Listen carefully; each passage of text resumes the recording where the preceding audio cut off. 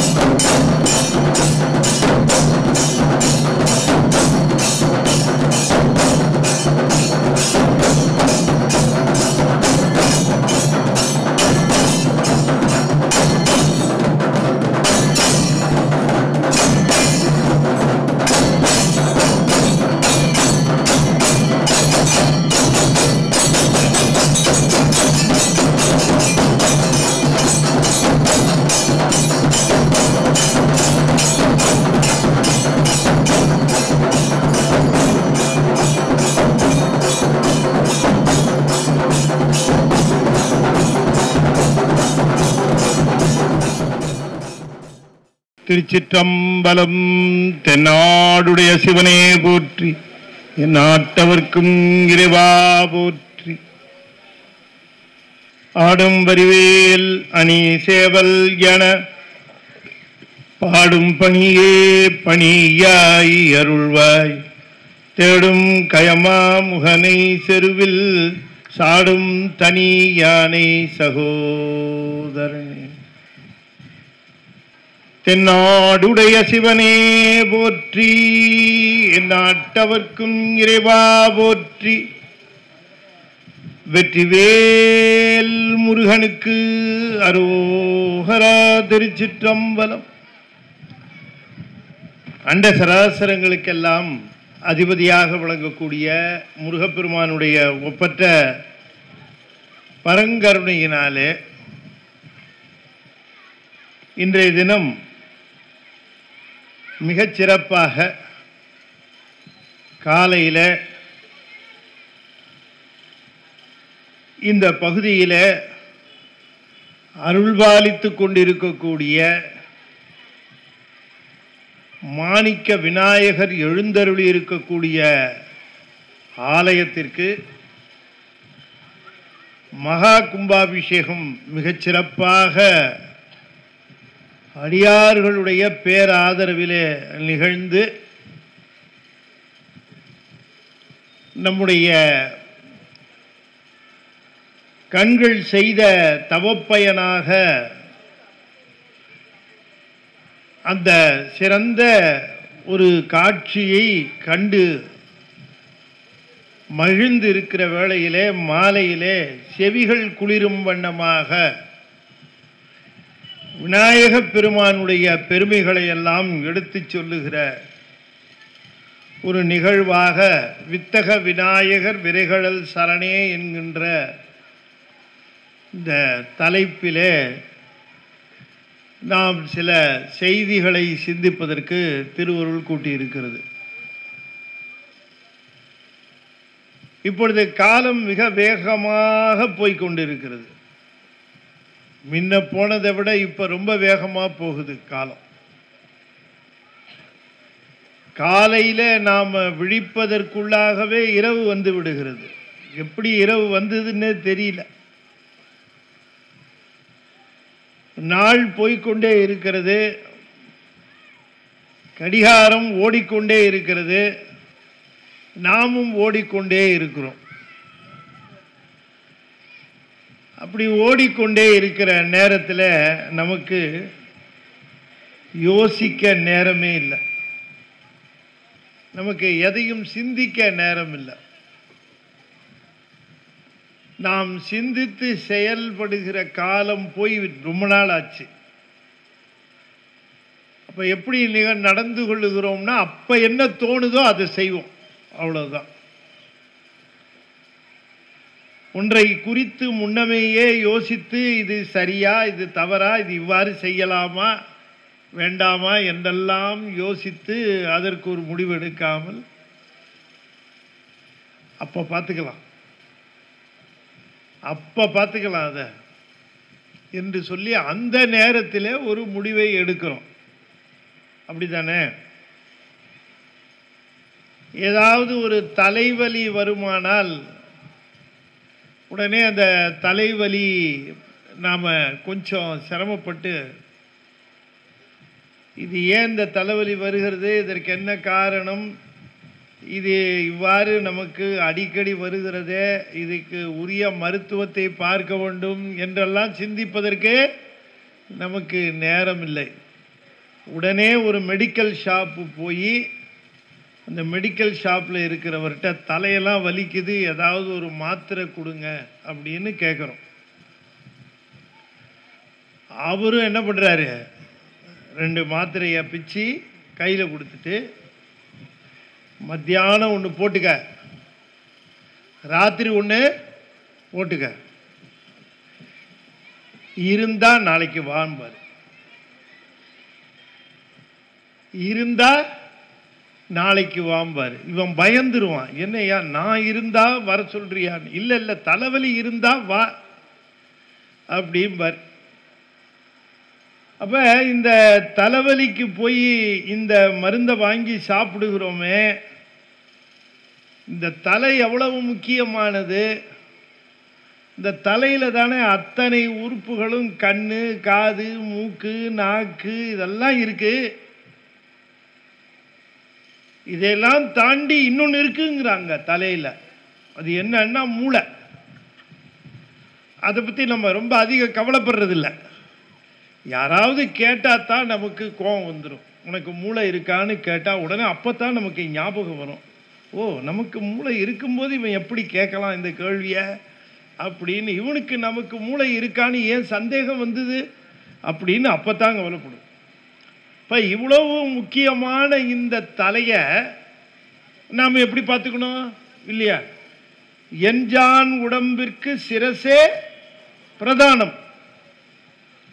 அப்ப இந்த தலையில இருக்கக்கூடிய உறுப்புகளை எண்ணி பார்க்கிற பொழுது கையில வலி வந்தா, காலில் வலி வந்தா, வயிற்றுல வலி வந்தா, இந்த வலிகளை விட தலைக்கு வலி வந்தா அதிகமா நாம கவனம் எடுத்துக்கணும். அதுக்காக சொல்றேன், தலைவலி வந்தா அதிகமா கவனம் எடுத்துக்கணும்.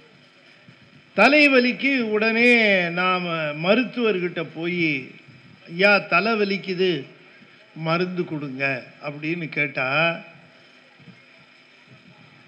டாக்டர் என்ன பண்ணுவார்ப்பா,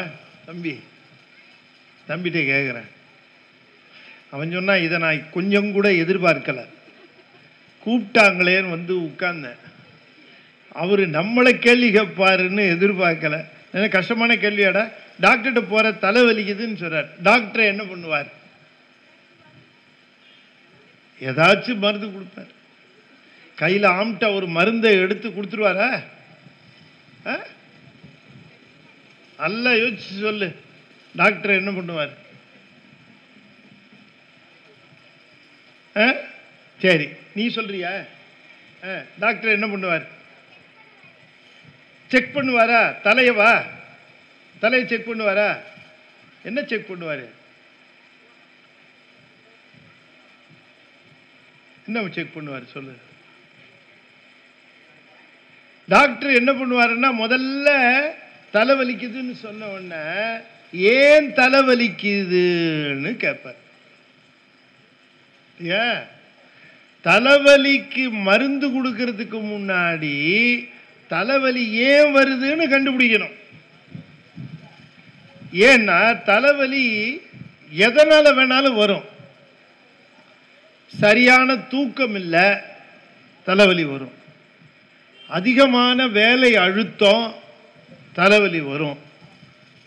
சாப்பாடு சரியில்லை, வயிறில் ப்ராப்ளம் இருக்கு, தலைவலி வரும். கண்ணில் ப்ராப்ளம் இருக்கு, தலைவலி வரும். ஊர்ல இருந்து மாமியார் வரேன்னு சொல்லியிருக்காங்க, தலைவலி வந்துடும் உடனே. அதுக்கு அவரால் மருந்து கொடுக்க முடியாது. மித்ததுக்கு வேணா அவர் மருந்து தரலாம் இல்லையா? இப்ப தலைவலி வர்றதுக்கு எத்தனையோ காரணம் இருக்கு. அப்ப ஒரு மருத்துவர் தலைவலின்னு சொன்ன உடனேயே தம்பி சொன்ன மாதிரி உடனே மருந்து கொடுத்தால் அந்த மருத்துவரை நம்ம சந்தேகிக்கணும். இவர் உண்மையான மருத்துவர் தானா, இவர் டாக்டருக்கு தான் படிச்சுட்டு வந்திருக்கிறாரான்னு நமக்கு சந்தேகம் வந்துடும். ஏன்னா தலைவலின்னு உடனேயே மருந்து கொடுக்கக்கூடாது. தலைவலிக்கு என்ன காரணம் அப்படின்னு, என்ன சாப்பிட்ட, சரியா தூங்குனியா, அப்படிலாம் கேள்வி கேட்டு அந்த காரணத்தை ஓரளவு இது காரணமாக இருக்குமா அது காரணமாக இருக்குமான்னு யோசிச்சு அதுக்கப்புறம் அந்த மருந்தை கொடுக்கணும். அப்படிதான், இதுதானே முறை. அப்படித்தானே நாமளும் சிந்திச்சுத்தானே நாம் செயல்படணும். சிந்திக்கிறது நமக்கு நேரம் குறைஞ்சி போச்சு. இப்போ நாம் சிந்திக்கிறதுங்கிறது வாழ்க்கையில் மட்டுமல்ல, வழிபாட்டிலையும் சிந்திக்கிறது இருக்கணும். வழிபாடுன்னா நாம் என்ன பண்ணுறோம், நேராக போகிறோம், சாமியை பார்க்குறோம், 2 கன்னத்தில் போடுறோம், ஒரு 2 தோப்பு கரணத்தையும் போடுறோம் இல்லையா? சாமியை பார்த்த உடனே 2 தோப்பு கரணம் போடுறோம். அதுவும் இருக்கிறதுலேயே பிள்ளையார் தான் ரொம்ப எளிமையான கடவுள். எப்படி வணக்கம் போட்டாலும் வாங்கிக்குவார். இப்படி போட்டாலும் வாங்குவார், இப்படி போட்டாலும் வாங்குவார். சில பிள்ளையார் கோயிலில் பார்த்துருக்கேன், இப்படி இப்படிமா பிள்ளையார்கிட்ட போய் அவர் அத்தையும் வாங்கிக்குவாருன்னு வச்சுங்க. நான் அதை விட்டுட்டா அவங்க அதையும் கொடுக்காம போயிடுவான்ட்டு. அப்போ ஒரு கோயிலுக்கு போய் ஒரு வழிபாடு செய்ய வேண்டும் என்று சொன்னால் ஒரு மருத்துவரிடம் சென்று நம்முடைய நோயை சொல்லுகிற பொழுது இருக்கிற சிந்தனை ஒரு கோயிலுக்கு போகிற பொழுதும் நம்ம கிட்ட இருக்கணும். ஒரு சிந்தனை இருக்கணும், சிந்திக்கணும், யோசிக்கணும். அப்படி யோசித்து சிந்தித்து வழிபாடு செய்கிற பொழுது நம்முடைய வழிபாடு ரொம்ப வலிமை மிக்கதாகவும் பயன் மிக்கதாகவும் இருக்கும். நம்ம கோயிலுக்கு போறது பிரயோஜனத்துக்கு, ஒரு பயனுக்காகத்தானே போறோம் இல்லையா? அப்ப பயனுக்காக போகிற பொழுதே அந்த வழிபாடு பயனுடைய வழிபாடாக இருக்க வேண்டும். நாம செய்கிற ஒரு காரியத்துக்கு பயன் இருக்க வேண்டும். பயன் இல்லாமல் ஒரு செயலை செய்யக்கூடாது. அது நமக்கு தெளிவாக தெரியும். பிரயோஜனம் இல்லாமல் ஒரு செயலை செய்யலாமா? செய்யக்கூடாது. அதனால என்ன பயன்? அந்த பயனை நோக்கி ஒரு செயல் செய்ய வேண்டும்.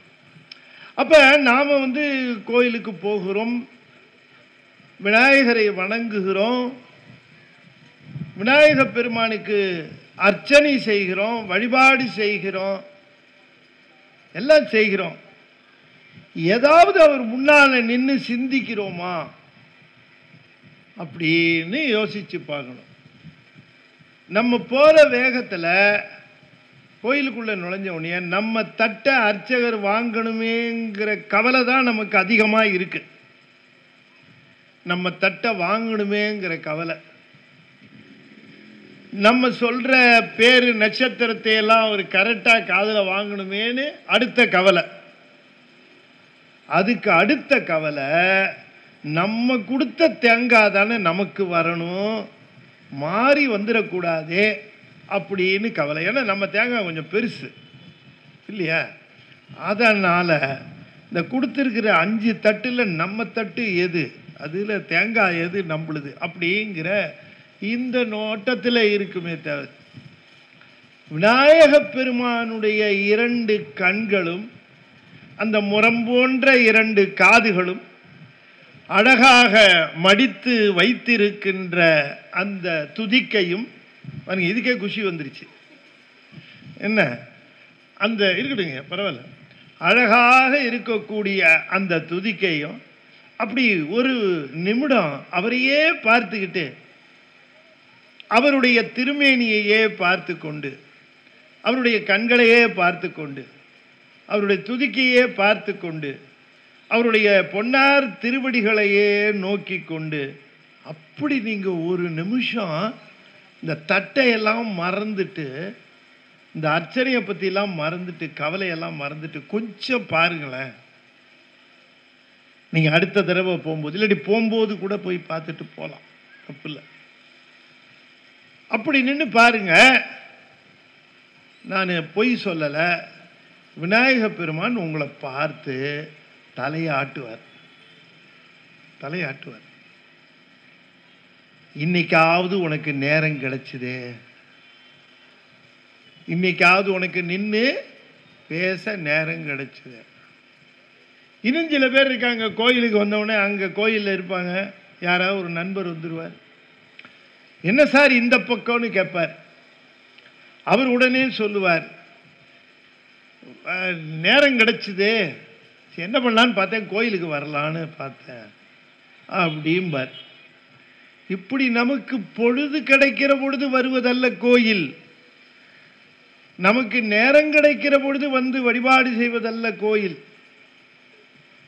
இது நம்முடைய வாழ்க்கையிலே இது கடமையாக இருக்க வேண்டும். இது ஒரு கடமையாக இருக்க வேண்டும். விநாயகரை வணங்குகிறோம், கடவுளை வணங்குகிறோம் என்பது நமக்கு நேரம் கிடைக்கிற பொழுது செய்வதல்ல, இல்லையா? நேரம் கிடைக்கிற பொழுது, நேரம் கிடைக்கிற பொழுது சாப்பிடுங்களேன். மித்த நேரத்தில் சாப்பிடாம இருந்து பாருங்க. எப்பங்க சாப்பிட்டீங்களா? நான் நேரம் கிடைக்கிறப்ப சாப்பிடுவேன் அப்படின்னு யாராவது சொல்லியிருக்காங்களா? 3 வேளை பிளஸ், இல்லையா? குறைஞ்சது 3 வேளை, அதுக்கப்புறம் இன்டர்வெல்ல நடுவுலையும் இருக்கும், இல்லையா? அப்போ அதுக்கு நேரம் கரெக்டாக ஒதுக்கியாச்சு. மதியம் 1 and 2, காலையில் 8 to 9, evening tiffin time, night 8:30லேருந்து 9க்குள்ள. இன்னும் சில பேர் விரதம் இருப்பாங்க. நான் ராத்திரி எதுவும் சாப்பிட்றதில்ல சார், விரதம் இன்னைக்கும் 2 டஜன் மலவாழைப்பழமும் 1.5 லிட்டர் பாலும் தான் சாப்பிடுவேன், வேற விரதம் நான் எதுவும் சாப்பிட்றது. இப்போ பேசாமல் சாப்பிட்றதையே சாப்பிட்றலாம். இந்த 2 டஜன் மலவாழைப்பழத்தையும் பாலையும் சாப்பிட்றதுக்கு பதிலாக. அப்போ இந்த சாப்பிட்றதுக்கெல்லாம் நமக்கு நேரம் வந்து தொகுத்து வகுத்தெல்லாம் வச்சிருக்கிறோம். ஆனால் திருக்கோயில் சென்று வழிபாடு செய்ய வேண்டும் என்பதற்கு நாம் நேரம் வகுத்து வச்சு, இன்னைக்கு காலையில் நாம் கோயிலுக்கு போயிட்டு வந்துட்டு மித்த வேலைகளை எல்லாம் கவனிப்போம். அதுக்காகத்தான் நம்முடைய சிவ நெறியில் என்ன பண்ணியிருப்பார்கள், அவரவர் பகுதியிலே திருக்கோயில் இருக்கும், தேடியெல்லாம் போக வேண்டாம். தொலை தூரத்தில் இருக்கக்கூடிய கோயிலுக்கு போக வேண்டும் என்பது அவசியம் இல்லை. நம்ம பகுதியில் இருக்கக்கூடிய கோயில்களுக்கு அதை சென்று அப்படி அவரை தரிசித்து வழிபாடு செய்து, பெருமானே இன்றைக்கு என் நாள், என்னுடைய பொழுது நல்லபடியாக இருக்க வேண்டும் என்று அவரிடம் ஒரு வார்த்தை சொல்லிட்டு போங்களேன். அதில் ஒரு தனி சிறப்பு. அப்ப நாம வந்து இந்த திருக்கோயில் வழிபாடு என்பதை நாம் சிந்தித்து பார்க்கணும். என்ன அப்படின்னு கேட்கிற பொழுது, இன்னைக்கு நம்முடைய இந்த ஆலயம் என்று சொல்லக்கூடிய இடத்திலே பெருமான் அருள் செய்ய வீற்றிருக்கின்றார். சில பேர் கேட்குறாங்க, நீங்க தான் கடவுள் எல்லா இடத்திலையும் இருக்கிறாருன்னு சொல்லுகிறீர்களே,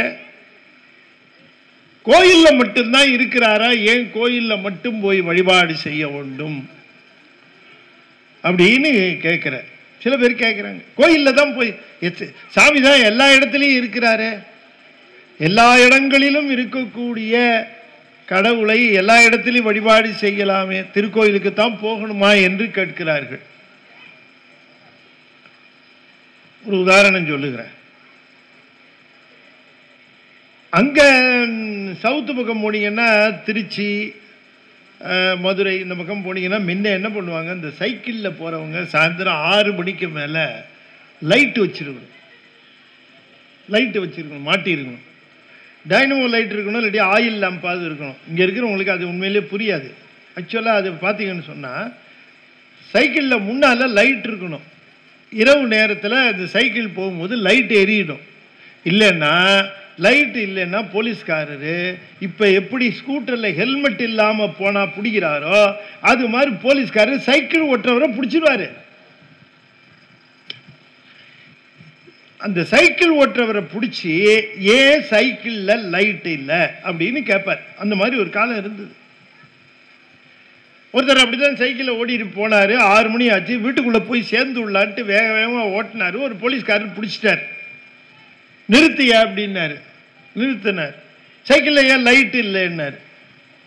அவர் உடனே சொன்னார், ஐயா வீதியெல்லாம் லைட் எரியுது, எங்கு பார்த்தாலும் வெளிச்சமாக இருக்கு, ஏன் சைக்கிளில் மட்டும் எதுக்கு லைட்டு அப்படின்னு கேட்டார். ஓ அப்படியா, எல்லா இடத்துலையும் லைட் இருக்கு, உன் சைக்கிளில் எதுக்கு லைட்டு ஓடுன்னு கேட்குறியா, சரி அப்படின்னு கீழே உட்கார்ந்தார், குனிஞ்சார். என்னடா பண்ணுறாருன்னு பார்த்தா சைக்கிள் டியூப்ல இருந்து காற்றை அவுத்து விட்டுட்டு இருந்தார். இவர் உடனே, ஐயா சைக்கிளை எங்கயா காற்றை அவுத்து விடுறீங்க அப்படின்னு கேட்டார். கேட்ட உடனே அவர் சொன்னார், எல்லா இடத்துலையும் தான் காற்று இருக்குது, உன் சைக்கிள் டியூப்ல மட்டும் என்ன தனியாக காற்று வேணும் அப்படின்னு கேட்டார். என்னங்க, எல்லா இடத்துலையும் தானே காற்று இருக்குது, சைக்கிள் டியூப்ல தனியாக என்னத்துக்கு காற்று அப்படின்னு கேட்டார். எல்லா இடத்துலையும் லைட் இருக்கு, எதுக்கு லைட்டுன்னு கேட்டதுக்கு எல்லா இடத்துலையும் காற்று இருக்கு, டியூப்ல எதுக்கு காற்று அப்படின்னு கேட்டா எல்லா இடத்துலையும் காற்று இருக்கு, ஆனால் டியூப்ல அதிக அழுத்தத்தோடு இருக்கு. அதுபோல எல்லா இடத்திலையும் கடவுள் இருக்கிறார், ஆனால் கோயிலிலே அவர் அதிக அருள் அழுத்தத்தோடு இருக்கிறார். அவர் அதிக அருள் அழுத்தத்தோடு இருக்கிறார். காத்தடைச்ச டியூப் பயன்படுவது போல அருள் அடைத்த திருக்கோயில் நமக்கு பயன்பாடாகும். அதுதான், அதுக்கு தான் திருக்கோயில். பசுவின் உடம்பு முழுக்க பால் இருந்தாலும் மடியில கறந்தா தானே வரும், மடியில கறந்தா தானே வரும், கொம்புல கறந்தா வருமா? பசுவிடம் இருந்துதான் பால் வருகிறது. அதுபோல இறைவன் எல்லா இடத்திலையும் இருந்தாலும் திருக்கோயில்ல போய் அருள் பெறணும். நம்முடைய குறைகளை காது கொடுத்து கேட்கறதுக்கு சாமி தயாரா இருக்கு, ஆயத்தமா இருக்கு. ஆனா நாம நம்முடைய குறையை எடுத்து சொல்லுகிற விதம் தான் தப்பா இருக்கு. நமக்கு அதுக்கு கொஞ்சம் நேரம் தேவைப்படுகிறது. கோயில் வழிபாடு நான் முதலேயே சொன்னது போல சிறப்பாக அமைய வேண்டும் என்று சொன்னால் நாம் திருக்கோயிலிலே பொறுமையாக வழிபாடு செய்ய வேண்டும். அந்த பொறுமையோடு வழிபாடு செய்தால்தான். நான் ஒரு உதாரணம் சொல்லுகிறேன். வல்லக்கோட்டைன்னு ஒரு ஊரு, அந்த வல்லக்கோட்டையில் ஒரு முருகன் கோயில் ஒன்று இருக்கும். ஒரு 10 வருடங்களுக்கு முன்பாக கொஞ்சம் அது பிரபலம் இல்லாமல், இப்போதான் ரொம்ப பிரபலம். வல்லக்கோட்டை போயிருக்கவங்க கை தூக்குங்க. சரி, சில பேர் கை தூக்க பயப்படுறாங்க, ஏதாவது கேள்விகளி கேட்டு வைக்க போறாரு, நமக்கு ஏன் வம்பு அப்படின்னுட்டு அப்படிலாம் கேள்விலாம் கேட்கும். வல்லக்கோட்டை இப்போ நல்ல ஃபேமஸ், நல்ல கூட்டம் வருது. அப்போ கொஞ்சம் கூட்டம் கம்மியாக இருந்தது வல்லக்கோட்டை கோயில். அப்போ அந்த கோயிலுக்கு ஒரு தடவை நான் போயிருந்தேன். அங்கே இருந்த ஒருத்தரோடு பேசிக்கிட்டு இருந்தேன். அங்கே ஒரு 2-3 தடவை சொற்பொழி செய்திருக்கிறேன். அங்கே அவரோடு நின்று பேசி கொண்டிருந்தேன். அந்த கோயில் வாசல் கிட்ட உள்ள மண்டபத்தில் நின்று பேசுகிறேன். ஒருத்தர் சர்ன்னு உள்ள போனார் வேகமாக. இந்த வில்லிலேருந்து அம்பு போச்சுன்னா எப்படி போகும் அப்படி போனார் கோயிலுக்குள்ள. இவ்வளோ வேகமாக போறாரு அப்படின்னு பார்த்து நேராக போனார். சரி, கோயிலுக்கு வந்திருக்காரு போல இருக்குன்னு நினச்சிட்டு என் நண்பரோட பேச்சை தொடர்ந்து பேசிக்கிட்டே இருந்தேன். ஒரு நிமிஷம் இருக்குமா 2 நிமிஷம் இருக்குமா தெரியல, சர்ன்னு திரும்ப வெளியில் போனார் அதே மாதிரி வேகத்தில். நான் கப்புன்னு பிடிச்சேன் அவரை. சார் கொஞ்சம் வாங்க அப்படி. அவ்வளோ வேகமாக போனீங்க, அவ்வளோ வேகமாக திரும்புறீங்க, எங்கே போனீங்க? முருகனை தரிசனம் பண்ண போனேன்னாரு. இவ்வளோ வேகமாக போயிட்டு இவ்வளோ வேகமாக வரீங்களே என்ன அப்படின்னா, நான் வந்த பஸ் நிற்கிது, அதுலேயே திருப்பி போயிடலான்னு பார்க்குறேன்னாரு.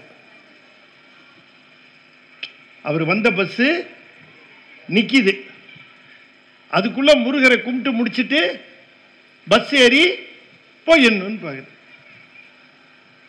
இவர் முருகனுடைய வேலை பார்த்துருப்பாரா, முருகனுடைய சேவல் கொடியை பார்த்துருப்பாரா, முருகனுடைய திருவடியை பார்த்துருப்பாரா, இல்லை வள்ளியை பார்த்துருப்பாரா, தெய்வ யானையை பார்த்துருப்பாரா, முருகனுடைய அழகுமிக்க அந்த திரு கண்களை பார்த்துருப்பாரா, அந்த திருக்கோலத்தை பார்த்துருப்பாரா, இதெல்லாம் பார்த்துருப்பாரான்னு கேட்டால் அவருக்கு அதெல்லாம் எதுவும் ஞாபகம் இருக்காது.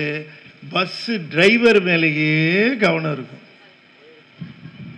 ஹாரன் கொடுத்துட்டார், கிளம்பிடுவார் பஸ்ஸு டிரைவர் அப்படின்னு டிரைவர் மேலேயே இருக்கு. இந்த மாதிரி கோயில் போகிறதுக்கு நேரம் இல்லைன்னா போக வேண்டாம். ஏன்னா இது நேரம் தான் வேஸ்ட்டு, நேரம் வேஸ்ட்டு, பொருள் வேஸ்ட்டு. அது என்ன பயன் கொடுக்கும்? ஒன்றும் பயன் கொடுக்காது. சும்மா ஏதோ மனசு திருப்தி, நானும் கோயிலுக்கு போனேன் அப்படின்னு திருப்திக்காக சொல்லிக்கொள்ளலாம். ஒரு பெரியவர் சொல்கிறார், ஒரு கோயிலுக்குள்ளே போய் பெருமானை தரிசனம் பண்ணிட்டு 6 அமர வலம் வந்து அந்த பெருமானுக்கு முன்பாக நின்று அவரை பற்றிய புகழ் மொழிகளை சொல்லிவிட்டு வெளியில் வரணும். இதற்கு எப்படி போக வேண்டும் என்று சொன்னால் அவருக்கு சொல்கிறார், எப்படி போகணும், உள்ளார எப்படி நடக்கணும், எப்படி வரணும், இதுக்கு சொல்லுகிறார். உதாரணம் சொல்லுகிறார். ஒரு நிறை மாத கர்ப்பிணி, ஒரு நிறை மாத கர்ப்பிணி, அவளுடைய தலையிலே ஒரு அகல் விளக்கு, அதிலே முழுக்க எண்ணெயை நிரப்பி எண்ணெய் ஒரு சொட்டு கூட கீழே விடக்கூடாது என்று சொன்னால் அந்த நிறைமாத கர்ப்பிணி எப்படி நடப்பாளோ எப்படி போவாளோ அப்படி கோயிலுக்கு நீ போய்விட்டு வாங்குறார். அப்படின்னா எப்படி போகணும்? ஆற அமர நின்று மனதில் அந்த வெளியில் செருப்பை கழட்டி போடுகிற பொழுது ஊர் வம்பு விஷயங்களை எல்லாம் கழட்டி போட்டுட்டு உள்ளே போகணும். பிள்ளையாருக்கு முன்னாடி நிற்கும் போதே கேட்குறான், அப்புறம் எப்போ ஊர்லேருந்து வந்தீங்க? எய்த்தாப்பில் இருக்கிற பார்த்து பிள்ளையார் 2 டே 2 பேரும் இங்கே வந்து நின்றுக்கிட்டு உங்கள் ஊர் கதையை பேசுகிற, வெளியில் போய் பேசு. சாமிக்கு முன்னாடி போய் நின்று பேசுறது என்ன? அங்க சாமிக்கு முன்னாடி நின்னா கைத்தல்ல நிறைக நீ அப்பமோடவள் பொறி கப்பிய கரிமுகன் அடிப்பேடி கட்டிடும் அடியவர் முத்தியில் உரைபவர் கற்பகம் என வினை கடிதேகும் மத்தமும் மதியமும் வைத்திடும் அரண் மகன் மற்பொரு தீரள் புய மதயானை மத்தள வயிரனை உத்தமி புதல்வனை மட்டவிழ் மலர் கோடு பணிவேனே முத்தமிழடைவினை முற்படுகிரீதனில் முற்பட எழுதிய முதல்வோனே முப்புறம் எரி செய்த அச்சீவன் உரை ரதம் அச்சது பொடி செய்த அதிதீரா அத்துயரது கோடு துப்பிரமணிபடு அப்புண மதனிடை இபமாகி அக்குற மகளுடன் அச்சிறு முருகனை அக்கண மணமருள் பெருமாளே. அப்படியே விநாயகர் ஆனந்தமாக அந்த பாட்டை கேட்டு அப்படி பார்த்து அப்படின்னு ஆட்டுவார். அந்த நேரத்தில் நீங்கள் அப்ளிகேஷன் ஃபார்ம் கொடுத்துடணும். அப்போ பெருமானை புகழ்ந்து பாடணும், சொல்லணும், பாட்டு சொல்லணும். இதுதான் நம்முடைய வாழ்த்து வணக்கம். வெறும் தேங்காயும் வாழைப்பழத்தையும் வெத்தலைப்பாக்கையும் மட்டும் கொண்டு போய் கொடுத்தா அது விநாயகருக்கு போய் சேருமான்னு கேட்டா விநாயகருக்கு முன்னாடி போயிட்டு திரும்பவும் உங்க கூடவே வந்துடும் இல்லைங்களா? எது விநாயகருக்கு போகுது? எது விநாயகருக்கு போகுதுன்னா நீங்க அவருக்காக செலுத்துகிற அன்பும் நீங்க அவருக்காக நாவினாலே சொல்லுகிற பாட்டும். அந்த புகழ்ச்சியை சொல்லணும். நம்ம நமக்கு எது ரொம்ப சந்தோஷமா இருக்கும்? தம்பி நீ சொல்லு தம்பி, யார புகழ்ந்தா நமக்கு ரொம்ப மகிழ்ச்சியா இருக்கும்? சத்தமா சொல்லு, சத்தமா சொல்லு. தப்பா இருந்தாலும் நீ கவலைப்படாத, ஸ்கூல் 6ஆம் தேதி கிடையாது, தள்ளி தான் திறக்கிறாங்க, அதனால நீ கவலையே படாம சொல்லு. என்ன நான் உன்னை கேள்வி கேட்கிறேன்னு கோவமா? அதெல்லாம் இல்லைல்ல, சரி நல்ல பையன். எனக்கு என்ன பண்ணுது, நீ ஒண்டிதான் மாட்டின முன்னாடி. சரி இப்ப சொல்லு, நீ உனக்கு தெரிஞ்சது சொல்லு. யார புகழ்ந்தா நமக்கு ரொம்ப பிடிக்கும்? அடாடா கை தட்டுங்க சார், கை தட்டுங்க சார். சார் பையன் சரியா பதில் சொல்றான் சார். என்ன சொல்றான்? நம்மளை புகழ்ந்தாதான் சார் நமக்கு ரொம்ப மகிழ்ச்சியா இருக்கும். பாத்தீங்களா, அந்த பையனுக்கு தெரியுது, அவனுக்கு உண்மைதான். நம்ம புகழ்ந்துட்டாங்கன்னா, யாராவது நம்மளை புகழ்ந்துட்டா அதை கேட்கும் போது வர மகிழ்ச்சி, ஆஹா இன்னும் கொஞ்சம் அப்படின்னு நமக்கு அந்த மகிழ்ச்சி நம்மை புகழ்ந்தால் வரும்.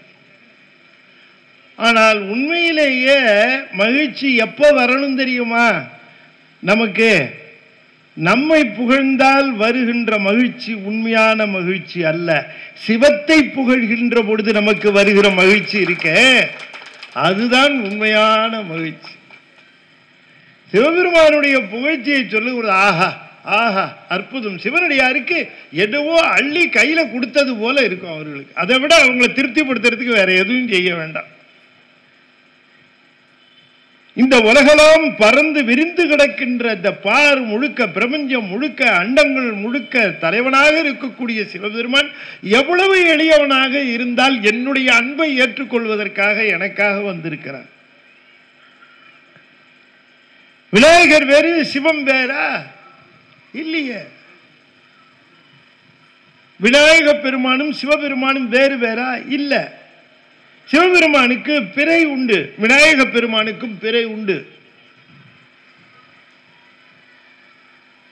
சிவபெருமானுக்கு 3 கண்கள், விநாயக பெருமானுக்கும் 3 கண்கள். திரியம்பகன் 3 கண்கள் விநாயக பெருமானுக்கு. சிவமே வடிவமானவர் விநாயக பெருமான். சிவ வடிவாக இருக்கக்கூடிய விநாயகர் எதை கேட்டாலும் தரக்கூடிய கருணை உடையவர். இந்த கருணை இருக்கிறதே, சிவபெருமானுடைய கருணை ஒரு வடிவெடுத்து வந்திருக்கிறது என்று சொன்னால் அது விநாயக பெருமான். இந்த பிரபஞ்சம் முழுக்க பெருமான் எப்படி செய்திருக்கிறார் அப்படி என்று கேட்டால், சொல் உலகம் பொருள் உலகம் என்று இதனை செய்திருக்கிறார். சொல் பொருள் என்று அதனை செய்திருக்கிறார். அதைத்தான் நாம லைட் அண்ட் சவுண்டுன்னு சொல்லுகிறோம், ஒலியும் ஒளியும்னு சொல்லுகிறோம். இந்த மொத்த பிரபஞ்சமுமே ஒலியினாலும் ஒளியினாலும் ஆனது. மொத்த பிரபஞ்சமே. விஞ்ஞானத்தில் இந்த உலகம் எப்படி தோன்றியதுன்னு ஏதேதோ கான்செப்ட் எல்லாம் சொல்லிக் கொண்டு இருக்கிறார்கள், சொல்லட்டும், அதை பத்தி ஒண்ணு இல்லை. ஆனால் நம்முடைய மெய்ஞானத்திலும் இந்த பிரபஞ்சமானது எப்படி தோன்றியது என்று நம்முடைய மெய்ஞானத்திலும் சொல்லுகிறார்கள். அப்படி சொல்லுகிற பொழுது, மெய்ஞானத்தில் சொல்லுகிற பொழுது, நாதம் விந்து ஒலி ஒளி என்று சொல்லக்கூடிய இரண்டில் இருந்து தான் இந்த உலகம் பிரபஞ்சம் தோன்றியது.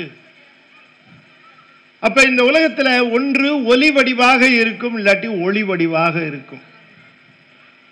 அதை எப்படி சொல்வார்கள்? சொல்லும் பொருளும் என்று சொல்வார்கள். இந்த ஒலி வடிவத்தை எப்படி குறிப்பிடுவார்கள் அப்படின்னு கேட்டீங்கன்னா, அதை ஒரு கோடு போல போடுவார்கள். ஒலி வடிவத்தை எப்படி போடுவாங்க? ஒரு கோடு போல போடுவார்கள்.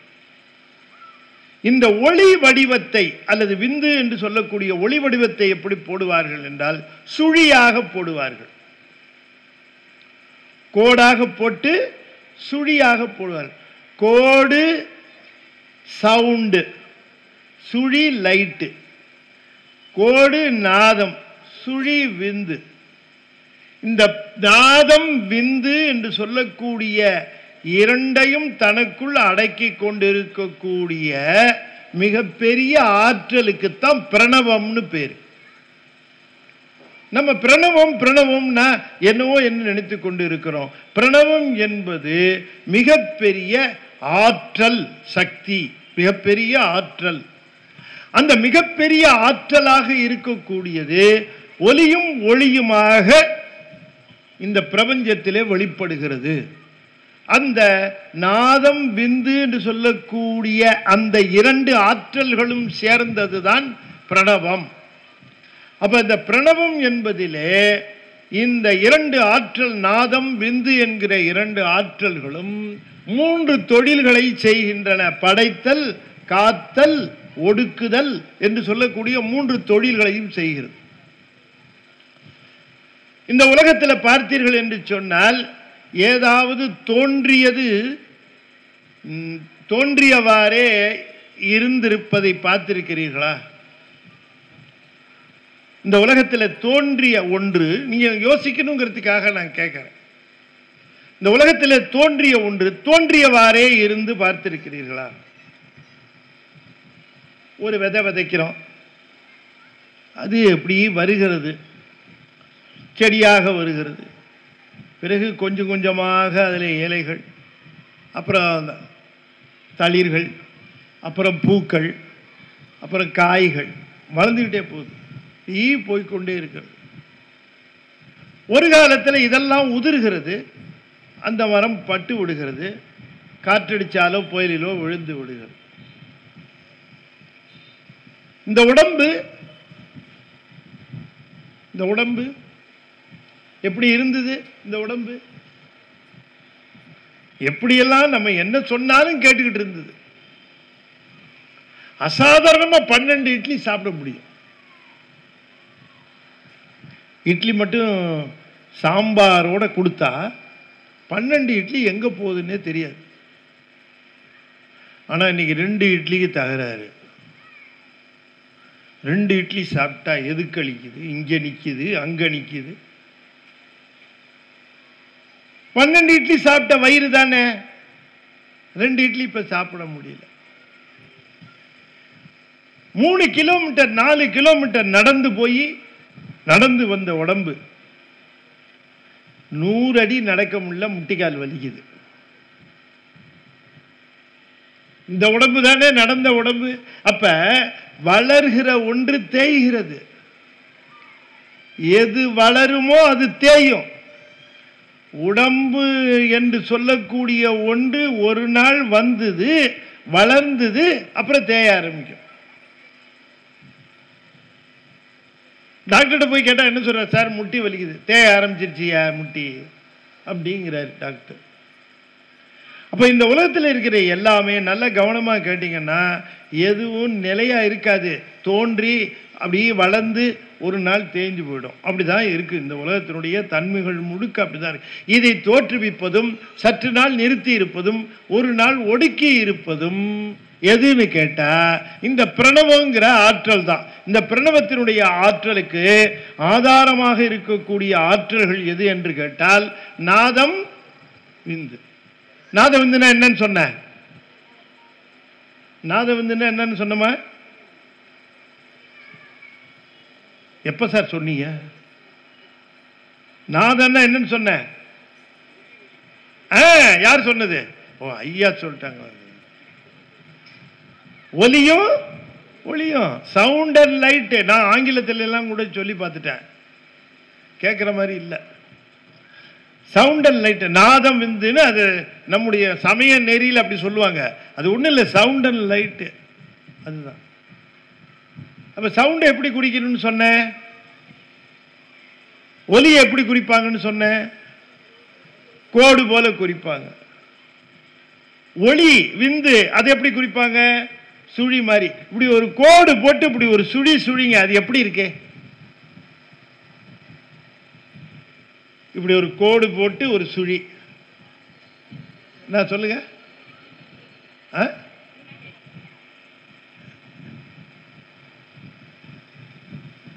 ஒரு கோடு போட்டு ஒரு சுழி சுழிச்ச எப்படி இருக்கு?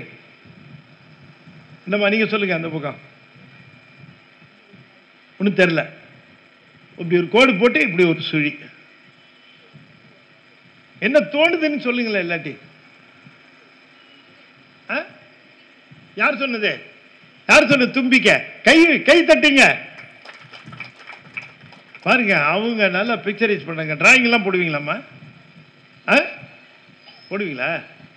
கரெக்டாக சொல்றீங்களே எப்படின்னு டக்குன்னு உடனே அந்த அதுதான் வரணும். அப்படி கோடு போட்டு இப்படி ஒரு சுழி சுழிச்சா தும்பிக்க. இப்ப நாதம் இப்படி, விந்து இப்படி, இது பிரணவன உடனே இந்த கோடு போட்டு தும்பிக்க வச்ச உடனே அதை ஒரு விநாயகர் வடிவம் கொடுத்து இதுதான் விநாயகர், இதுதான் பிரணவ வடிவம் என்று சைவ நெறி காட்டிற்று. அவ்வளவுதான். நம்முடைய ஆற்றல்கள் முழுவதும் பிரணவ வடிவமாக விநாயகர். அப்ப நம்ம உங்களுக்கு பவர் வேணும்னா அவர்கிட்ட போய் சார்ஜ் பண்ணிக்கணும். சாமிகிட்ட போய் பவர் ரொம்ப டவுன்ல இருந்துச்சுங்க, ரொம்ப லோ பவரா இருந்ததுன்னா விநாயகர்கிட்ட போய் நின்று, பெருமானுக்கு முன்னாடி நின்று, திருவும் கல்வியும் சீரும் சிறப்பும்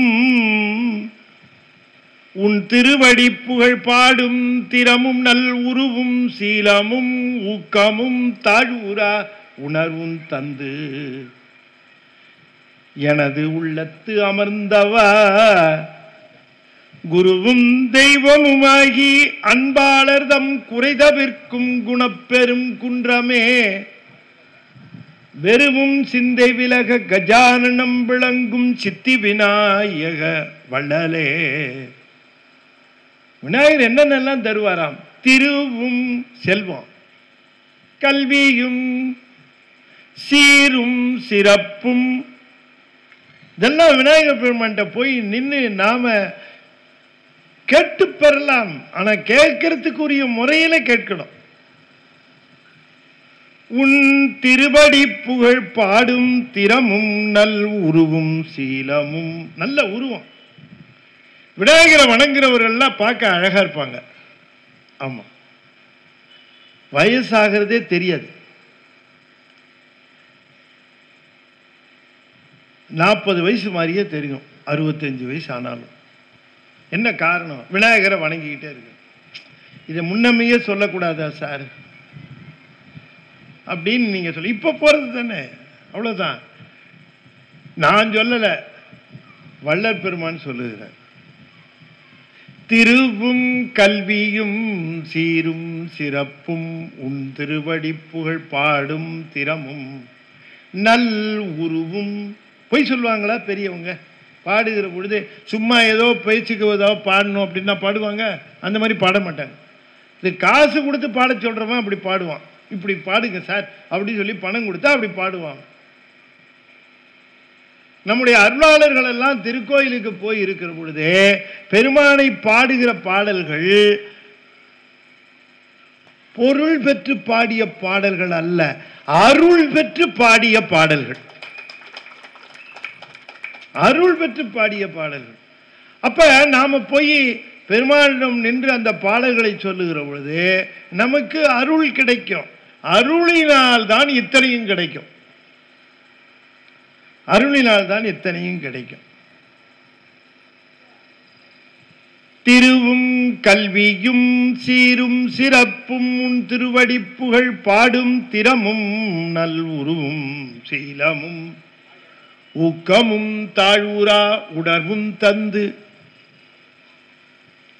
எனது உள்ளத்தமர்ந்தவா. உள்ளத்திலே பெருமான் விநாயக பெருமான் வெற்றிருக்கிறான் என்று சொல்லுகிறார். விநாயக பெருமானுடைய பெருமையை அருளாளர்கள் அத்தனை பேரும் பாடியிருக்கிறார்கள். இந்த பகுதியில் இருக்கக்கூடிய மக்கள் இன்றைய தினம் காலையிலே இந்த மாணிக்க விநாயக பெருமானுடைய இந்த அற்புதமான குடமுழுக்கிலே கலந்து கொண்டு பெருமானை கண்டு தரிசித்தவருடைய கண்கள் மிக்க புண்ணியம் செய்த கண்கள். கிடைத்தற்கரிய பேரு. விநாயக பெருமானை கண்களால் காண வேண்டும் என்று சொன்னால் நம்முடைய கண்கள் தவம் செய்திருந்தால் தான் காண முடியும். நாம நினைக்கிறோம் நாம போய் நின்னா பார்த்து விடலாமேன்னு. அப்படி அல்ல.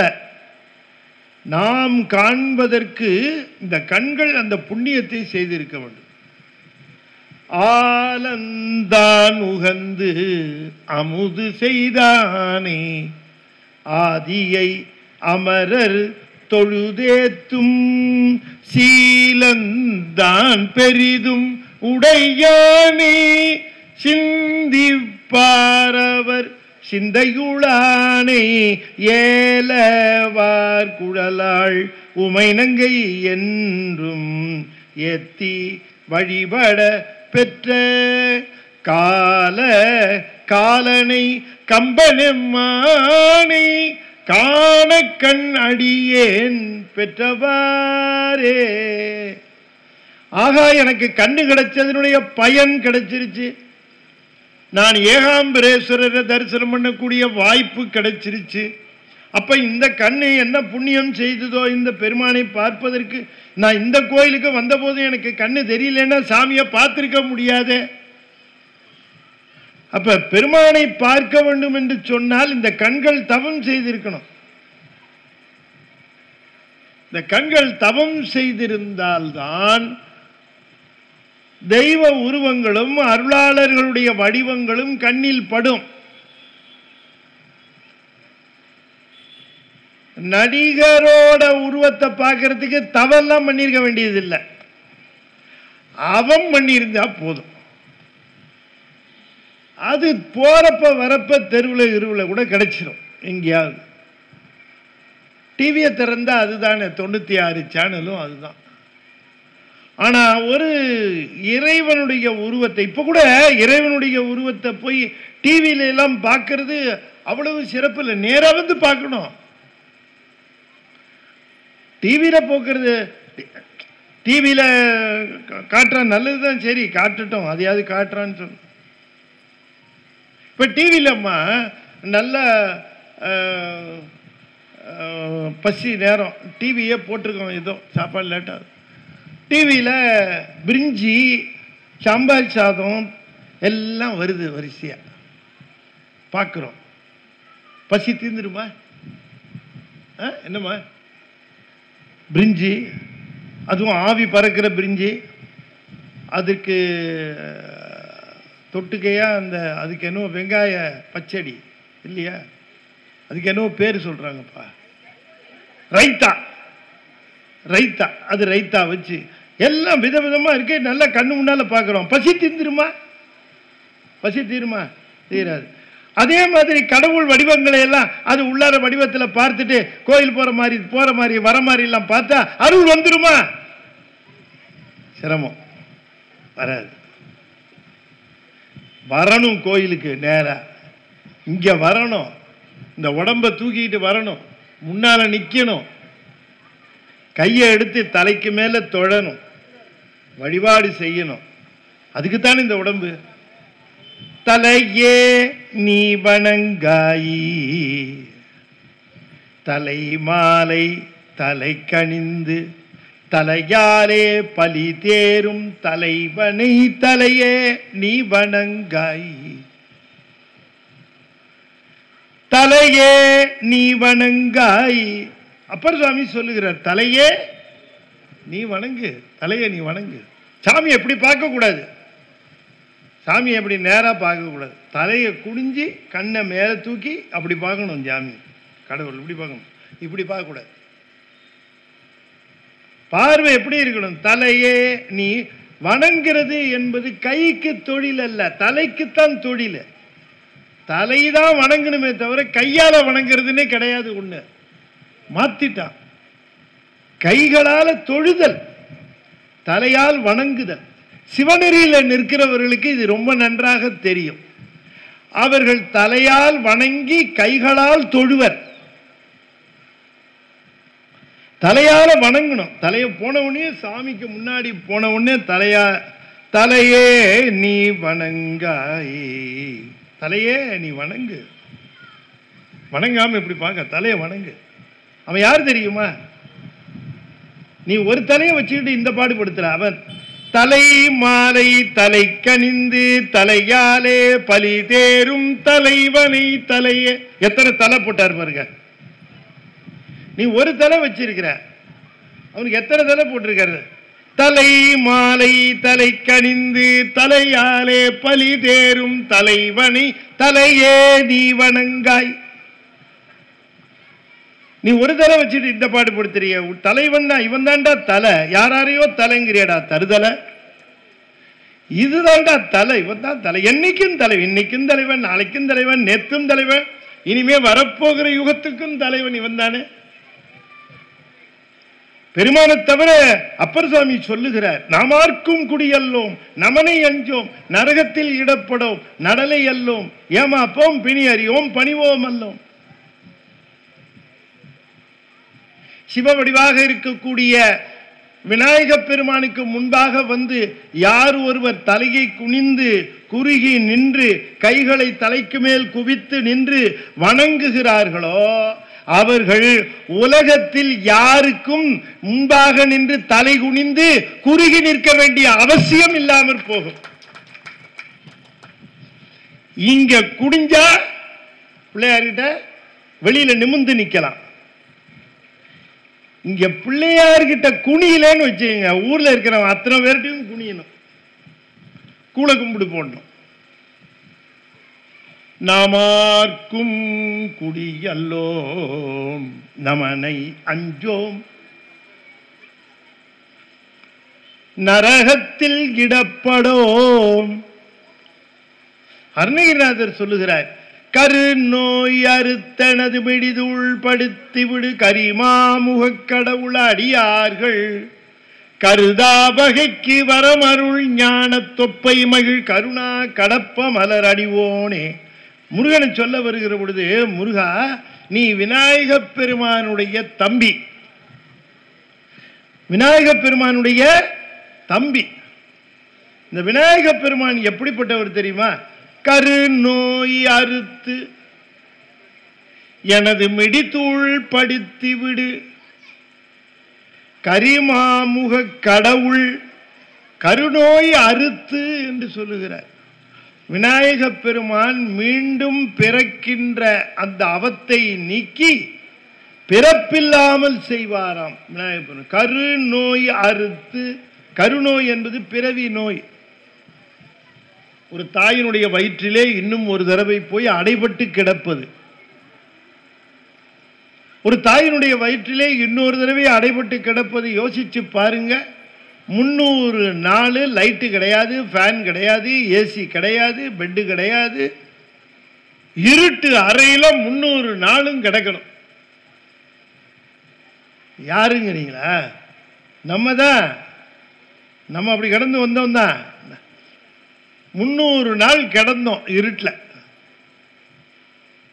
இன்னொரு தடவை அந்த 300 நாள் மாட்டணும்னு நினைச்சா எப்படி இருக்கு? நீங்க யோசிச்சு பாருங்க, கொஞ்சம் யோசிச்சு பாருங்க. 300 நாள் திரும்பவும் அதே மாதிரி மாட்டணும். No light, no fan, no AC, no air, no ventilation, முழுக்க தண்ணி இருக்கும், நீங்க முதந்துட்டு இருப்பீங்க. Not 1 or 2 days, 300 days. சரி, அதுக்கப்புறமா அது ரிலீஃப் எப்படி வரணும் வெளியில? துக்க சாகர துயரிடை பிழைத்துங்கிறார் மணிவாசகர். என்ன சொல்லுகிறார்? துக்க சாகர துயரிடை பிழைத்தும்.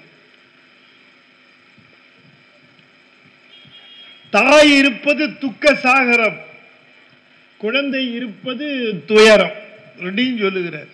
இந்த குழந்தை கரும்பு ஆலையிலே கரும்பை இட்டு பிடிந்து வெளியே வருவது போல இந்த குழந்தை சிசு வரும். அப்ப கரு நோய் அறுத்தனது மிடிதூள் படுத்தி. விநாயக பெருமானை வணங்குகிறவர்களுக்கு வறுமை போய்விடுமா? மிடி என்றால் வறுமை. மிடி தூள் படுத்தி விடு கருணா கடப்ப மலர் அணிவோனே. ரொம்ப அற்புதமாக சொல்லுகிறார். கருநோய் அறுத்தனது மிடி தூள் படுத்தி விடு கரிமாமுக கடவுள் கரிமாமுக கடவுள் யானையினுடைய முகத்தை உடைய விநாயக பெருமான் தன்னுடைய அடியார்களுக்கு வரங்களை அள்ளி வழங்குவானாம். கருதா வகைக்கு வரமருள் ஞான தொப்பை. கருதா வகைக்கு நம்ம ஒருத்தட்ட உதவி கேட்டு போனோம்னு வச்சுங்க, ஐயா இந்த மாதிரி ஒரு திருமணம் வச்சிருக்கிறேன், ஏதாவது உதவி செய்யணும். சரி வாங்க வீட்டுக்கு பார்க்கலாம். அடுத்த நாள் வீட்டுக்கு போகிறார், கல்யாண பத்திரிகைலாம் எடுத்துகிட்டு போகிறார். என்ன எதிர்பார்ப்பாரு? ஐயா எவ்வளோ கொடுப்பாரோ. மனசுக்குள்ள ஒரு எண்ணம், ஒரு 20,000 ரூபா கொடுத்தாருன்னா பரவாயில்ல, ஒரு 30,000 ரூபா கொடுத்தாருன்னா பரவாயில்ல, ஏதாவது ஒரு செலவுக்காகும், ஐயா என்ன கொடுப்பாரோ தெரியல, இப்படி நினச்சிக்கிட்டு போகிறார். பத்திரிக்கை வச்சார். கல்யாணமா? பொண்ணுக்கு வச்சிருக்கிறீர் போல இருக்கு. சரி, எப்படி பண்ண போறீர்? ஏதோ பண்ணணும், சாமி தான். சரி, கல்யாணத்துக்கு மொத்தம் எவ்வளவு செலவாகுது? அவ்வளவு செலவையும் நானே பார்த்துக்கிறேன், நீ ஒன்றும் கவலைப்பட வேணாம் அப்படின்னாருன்னு வச்சுக்கோங்க. எப்படி இருக்கும்? 10,000 20,000 எதிர்பார்த்து போனவருக்கு கல்யாண செலவு முழுக்க நானே பண்ணிடுறேன்னு சொன்னேன், அப்படி இருக்கும். அது மாதிரி விநாயகர் பெருமான்ட்ட ஏதாவது 1-2 கேட்கலான்னு போனா அத்தனையும் நானே தரேன்னு சொல்லிவிட்டு விநாயகர் பெருமான் கொடுத்து விடுவாராம் அந்த படி வருகின்ற அடியாருக்கு. கருதா வகைக்கு நான் சொன்னா நீங்க நம்ப வேண்டாம், ஐயா ஏதோ மேலே ஏறிட்டாருன்னு சொல்லிட்டு இருக்கிறாருன்னு நம்பு.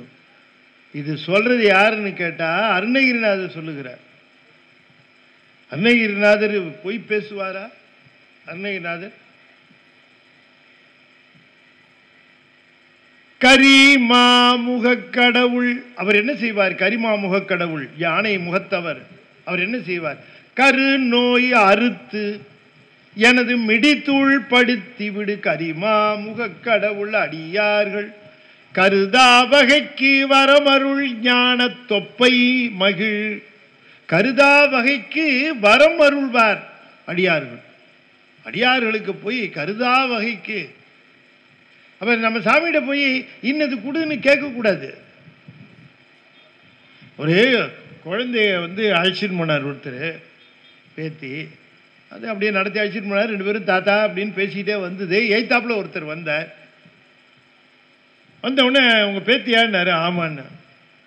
இப்போ தான் நான் சாக்லேட்லாம் வாங்கிட்டு போகிறேன் என் குழந்தைங்களுக்கு.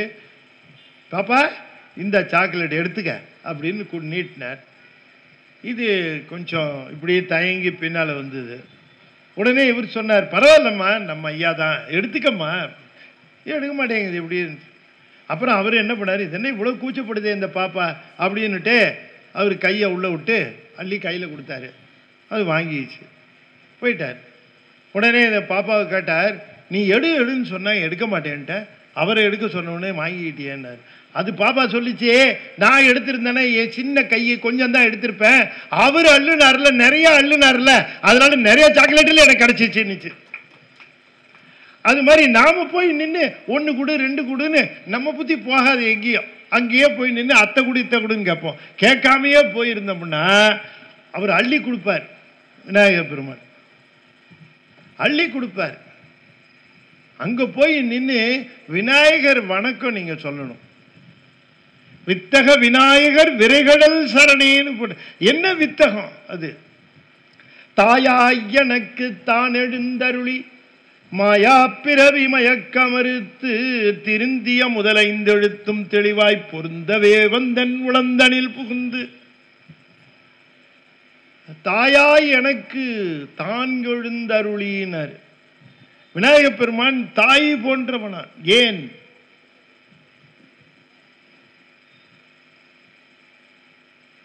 அந்த தாய்க்குத்தான் அவ்வளவு சிறப்பு. கடவுளை சொல்லுகிற பொழுதே தாய்க்குத்தான் ஒப்புமையா சொல்லுவார்கள் இல்லையா? கடவுளுடைய கருணைக்கு உதாரணம் சொல்லுகிற பொழுது தாயத்தான் சொல்லுவாங்க.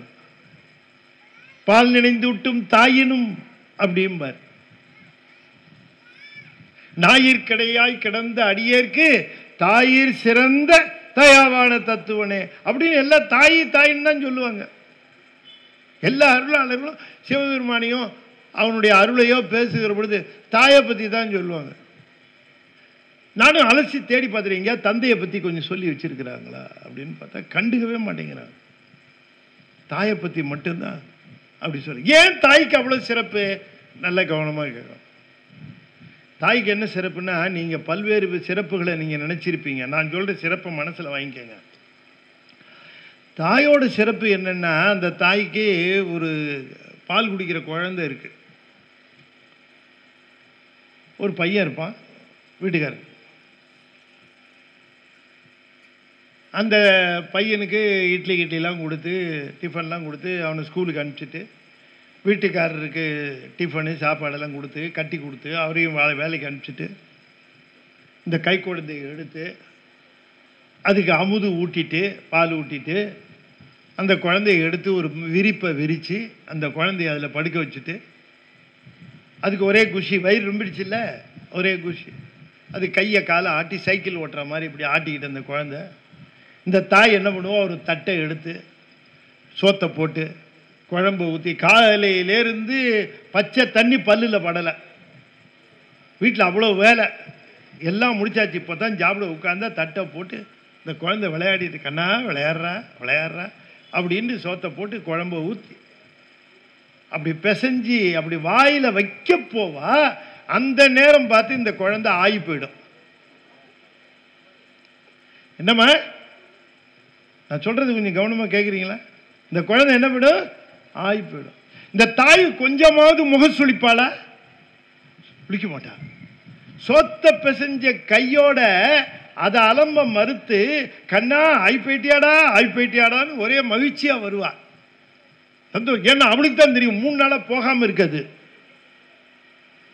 இந்த தாய்மார்களுக்கு குழந்தை அப்பப்போ போயிடணும், அதனால உடனே மகிழ்ச்சியா கண்ணா போயிட்டியாடான்னு இந்த சொத்த பிசைஞ்ச கையை அலம்ப கூட மறந்து அந்த மலத்தை அலம்ப போவா, இந்த குழந்தையினுடைய மலத்தை. அப்ப நம்மளால அங்க நின்றுட்டு இருந்தான்னு வச்சுங்க, அவன் உடனே சனியை எப்ப போகுது பாரு அப்படின்னு தட்டை எடுத்துட்டு வெளியில ஓடிடுவான். ஆனா இந்த தாய் கொஞ்சம் கூட பார்க்காம இந்த மலத்தை தன்னுடைய கைகளினாலே அலம்பி விடுவா. ஒரு தாய் ஒரு உயிரினுடைய ஒரு பிறப்பிலே ஒரு மலத்தை கழுவுகிற தாயே பெரியவள் என்றால், ஒவ்வொரு பிறவியிலும் ஒவ்வொரு உயிரினுடைய 3 மலத்தை கழுவுகிறானே சிவபெருமான், அவன் தாயை காட்டிலும் உயர்ந்தவன். மலம் கழுவுறான் சார் அவன் நமக்கு. தாயின் மும்மலம் மாற்றி தயா என்னும் தோயமதாய் எழும் சூரியனாம் என்னாரு திருமூல சொல்றார். தாயை காட்டிலும் உயர்ந்தவன் சிவபெருமான். ஏன் என்று சொன்னால், அவன் ஒவ்வொரு உயிரினுடைய மலத்தை நீக்குகிறான், மலம் நீக்குகிறான். தாயாய் எனக்கு தான் எழுந்தருளி மாயா பிறவி. மாயான்னு என்னமா, மலம். இந்த பிறவி என்பது மலம்.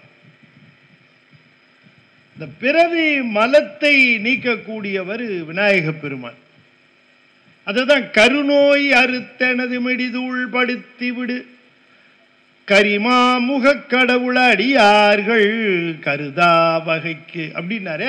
அதை இங்கே விநாயகர் அகவல்லின்னு சொல்லுகிறார். தாயாய் எனக்கு தான் எழுந்தருளி மாயா பிறவிமய கருத்து திருந்திய முதல இந்தெழுத்தும் தெளிவாய் பொருந்தவே வந்தன் உளந்தனில் புகுந்து. விநாயக பெருமானை பார்க்கிற பொழுது நாம் அவரை வாழ்த்துகின்ற வாழ்த்து பாடல்களை சொல்ல வேண்டும். அதுக்கு தானே நாக்கு கொடுத்திருக்கார் இல்லையா? இப்ப நீங்க தப்பா நினைக்காதீங்க, நான் சொல்றேனேன்னு ஏன்னா இப்படி சொல்றாருன்னு நினைக்காதீங்க. இப்போ ஒரு தப்பி தவறி ஒரு ஒரு கண்ணுக்குட்டி கோயிலுக்குள்ள வந்துருச்சு வச்சுக்குவோம், கோயிலுக்குள்ள வந்துருச்சு, சாமிக்கு முன்னாடி நிற்கிது. இப்போ அது என்ன பண்ணும், என்ன பண்ணும், இப்படி பார்க்கும், இப்படி பார்க்கும். அப்புறமா அதை நம்ம விரட்டும், வெளில வந்துடும். அங்கே ஒரு தெரியாமல் ஒரு நாய் உள்ள நுழைஞ்சிருச்சுன்னு வச்சுக்கோங்க. அது நாய் என்ன பண்ணும்? அங்கே போய் நிற்கும், பார்க்கும், போயிடும். மனுஷனும் உள்ளே போய் நின்று பார்க்குறான், அப்படியே போயிடுறான்னு வச்சுக்கோங்க. என்ன வித்தியாசம்? என்ன வித்தியாசம்? எதில் வித்தியாசம் சொல்கிறது? இது 2 கால் சார், அது 4 கால்னு சொல்கிறதா? நீ அங்கே போய் நின்று வாயை திறந்து பேசுகிற பாக்கியம் உனக்கு தான் கொடுத்துருக்கான், மிருகங்களுக்கு கொடுக்கல. அதனால் அது வந்து நின்று பார்த்துட்டு போனால் பரவாயில்ல. நீயும் மிருகம் மாதிரி இருந்தால் என்ன பண்ணுறது? கோயிலுக்குள்ளே வெளியில் ஆயிரக்கணக்கான விஷயம் பேசுது இந்த நாக்கு. கோயிலுக்குள்ளே போயிட்டா உதட்ட இருக்க முடியறான், டைட் லிப்டு. சுண்டலுக்கு மட்டும்தான் திறப்பான் வாய, அதுக்கு முன்னால வாய் திறக்காது. நமச்சிவாய வாழ்க, நாதன் தாழ் வாழ்க, இவை பொழுதும் என் நெஞ்சில் நீங்காதான் தாழ் வாழ்க. வாய திறந்து மந்திரம் ஓம் விக்னராஜா, ஓம் விநாயகா, ஓம் கணபதி சொல்றேன். வாய் திறந்து சொன்னேன். சொல்றதுக்கு நாக்கு கொடுத்துருக்கான் இல்லையா? அவன் தானே கொடுத்தான். பேசும் திறன் எப்படி வந்தது நமக்கு? பேச்சு. உயிரினங்கள்ல வேற எதுவும் பேசல, நம்ம தான் பேசுறோம். இப்ப பேசும் பொழுது அதனால தான் சொல்லார் அருணகிரிநாதர், மூல மந்திரம் ஓதலிங்கிலை, ஈவதிங்கிலை, நேயமிங்கிலை, மோனமிங்கிலை, ஞானமிங்கிலை. மூல மந்திரம் ஓதலிங்கிலை, ஈவதிங்கிலை, நேயமிங்கிலை, மோனமிங்கிலை, ஞானமிங்கிலை. இல்லை இல்லைன்னு நிறைய சொல்றாருங்க லிஸ்ட் போட்டு. மூல மந்திரம் ஓதலிங்கிலை. மூல மந்திரம், நமக்குன்னு ஒரு மூல மந்திரத்தை நாம் தேர்ந்தெடுத்துக் கொள்ள வேண்டும் ஒவ்வொருத்தரும். அந்த மூல மந்திரம் நமக்கு ஒரு ஆயுதமாக நமக்கு உதவும்.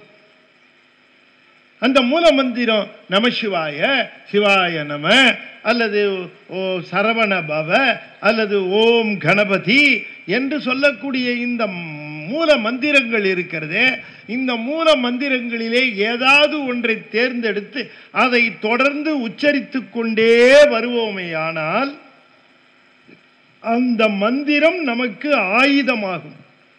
நமக்கு துன்பம் வருகின்ற காலத்திலே அந்த மந்திரத்தை நாம் உச்சரிப்போமேயானால் அந்த மந்திரம் நமக்கு பாதுகாவலாக இருந்து நமக்கு அந்த பாதுகாப்பை தரும். அது அருணகிரிநாதர் சொல்லுகிறார், மூல மந்திரம். அப்படி ஒரு மூல மந்திரத்தை தேர்ந்தெடுத்து நான் ஓதவில்லையே. ராமகிருஷ்ண பரமஹம்சர் யாரையாவது பார்த்தா கேட்பாராம், கல்யாணம் ஆயிடுச்சான்னு கேட்பாராம். உனக்கு கல்யாணம் ஆயிடுச்சாப்பா அப்படின்னு கேட்பாராம். அவனுக்கு ஒரே திகைப்பா இருக்கும், என்ன கல்யாணம் ஆயிடுச்சான்னு கேட்கிறாரு. நம்ம கல்யாணத்துக்கு தான் வந்தாரே சாமி, திரும்ப கல்யாணம் ஆயிடுச்சேன்னு கேட்கிறாரு, 2வது கல்யாணம் பண்ணிக்க சொல்றாரா அப்படின்னு அப்படி ஒரு நப்பாசை. கல்யாணம் ஆயிடுச்சான்னு கேட்டா என்ன அர்த்தம்னா, உனக்குன்னு ஒரு மூல மந்திரத்தை தேர்ந்தெடுத்துக்கிட்டியா, அதை உச்சாரணம் பண்ணிக்கிட்டு வரியா, சொல்லிக்கிட்டு வரியான்னு கேட்கிறாராம். உனக்குன்னு ஒரு மூல மந்திரம் தேர்ந்தெடுத்துக்கிட்டியா? அது தேர்ந்தெடுக்கல. மூல மந்திரம் ஓதலிங்கிலை, ஈவதிங்கிலை. கொடுக்கணும், கொடுக்கணும், அடியார்களுக்கு கொடுக்கணும். இந்த மாதிரியான நிகழ்ச்சிகள், சிறப்பாக நடக்கிற நிகழ்ச்சிகளுக்கு கேட்காமையே போய் கொடுக்கணும். அப்படி கொடுக்கறது இல்லை நான் என்னாரு அவரு. ஏன்? நேயம் இங்கிலை, மனசுல இறக்கம் இல்லை, அதனால நான் கொடுக்கல. ஈவதிங்கிலை, நேயம் இங்கிலை, மோனம் இங்கிலை, மோன நிலை. ஏன்? ஞானம் இங்கிலை, ஞானம் இல்லை, அதனால மோனம் இல்லை. அருணகிரிநாத சாமியை பார்த்து, சாமி என்ன சாமி எல்லாம் இல்லை இல்லைன்னே சொல்றீங்களே, எங்ககிட்ட ஏதாவது இருக்குன்னு சொல்லக்கூடாதா சாமி அப்படின்னு கேட்டாங்க. ஒருத்தர் இப்படிதான் சம்சாரத்தை பார்த்து சொன்னான். அவ எப்போ பார்த்தாலும் எங்க அரிசி இல்லைங்க, எங்க பருப்பு இல்லைங்க, எங்க எண்ணெய் இல்லைங்க அப்படின்னு சொல்லிட்டே இருந்தேன். அவன் சொன்னா, இல்லை இல்லைன்னு சொல்லிட்டே இருக்கிறிய, வீட்டில் மகாலட்சுமி எப்படி இருப்பா? எல்லாம் இருக்கு இருக்குன்னு சொல்லணும், இல்லை இல்லைன்னு சொல்ற அப்படின்னா. சரிங்க, நாளையிலேருந்து இருக்குன்னு சொல்றேங்க. அடுத்த நாள் இல்லைன்னு சொன்னேன். எங்க அரிசி டின்னு காலியா இருக்கு, எண்ணெய் பாட்டில் காலியா இருக்கு அப்படின்னா. அவன் சொன்னான், நீ இனிமே இல்லைன்னு சொல்லு, நீ இருக்குன்னு சொல்லு, எனக்கு பக்கு பக்கு. அது மாதிரி அருணகிரிநாதர்கிட்ட போய், அருணகிரிநாதர் இல்லை இல்லைன்னு சொல்றீங்களே சாமி, இருக்குன்னு ஏதாவது ஒன்று 2 நாள் சொல்லக்கூடாதா அப்படின்னா. சொல்றேன்பா, உண்டுன்னு சொல்லணும். இல்லைன்னு சொன்னது கொஞ்சம் உண்டுன்னு சொல்லணும். அவன் சொல்றேனே, மூலமந்திரம் ஓதலிங்கிலை ஈவதிங்கிலை நேயமிங்கிலை மோனமிங்கிலை ஞானமிங்கிலை இல்லைன்னு தான் சொன்னேன். இப்போ உண்டுன்னு சொல்றேன். மடவார்கள் மோகம் உண்டு, அதிதாகம் உண்டு, அபச்சாரம் உண்டு, அபராதம் உண்டு, இடுமுகன் என்ற ஒரு பேரும் உண்டு. சாமி நீங்க இல்லைன்னு சொல்லுங்க சார். அது இதை விட பெட்டரா இருந்தது. மடவார்கள் மோகம் உண்டு, அதிதாகம் உண்டு, அபச்சாரம் உண்டு, அபராதம் உண்டு. அடுத்தது ஒன்று சொன்னார், இடுமுகன் என்று ஒரு பேரும் உண்டு. எனக்கு ஊமேன்னு ஒரு பேர் உண்டு. எனக்கு என்ன பேரு? எனக்கு என்ன பேர் உண்டு? ஊமேன்னு ஒரு பேர். எங்க பிச்சைக்காரன் வரான் வச்சுங்க நம்மகிட்ட, ஐயா கண் தெரியலையா காசு போடுங்கய்யா, போடுவோம். ஐயா கால் நொண்டிங்கய்யா காசு போடுங்கய்யா, போடுவோம். ஐயா வயசாயிடுச்சுயா உழைக்க முடியலையா காசு போடுங்கய்யா, போடுவோம். ஐயா நான் ஊமங்கய்யா காசு போடுங்கய்யா, போடுவோமா? போடுவோம். ஊமை எப்படி அதுவே ஊமைன்னு சொல்லி இவர் சொல்றாரு, இடு மூகன் என்று ஒரு பேரும் உண்டுங்கிறார். எனக்கு ஊமைன்னு ஒரு பேர் உண்டுங்கிறார். ஏன் அப்படின்னு சொன்னா அதுக்கு காரணம் சொல்லுகிறார். இந்த வெளியில 4 காலில் தெரியுது பாருங்க, அதுக்கெல்லாம் ஒரு பேர் உண்டு. அதுக்கெல்லாம் ஒரு பேரு. என்ன பேரு? வாயில்லா ஜீவன்.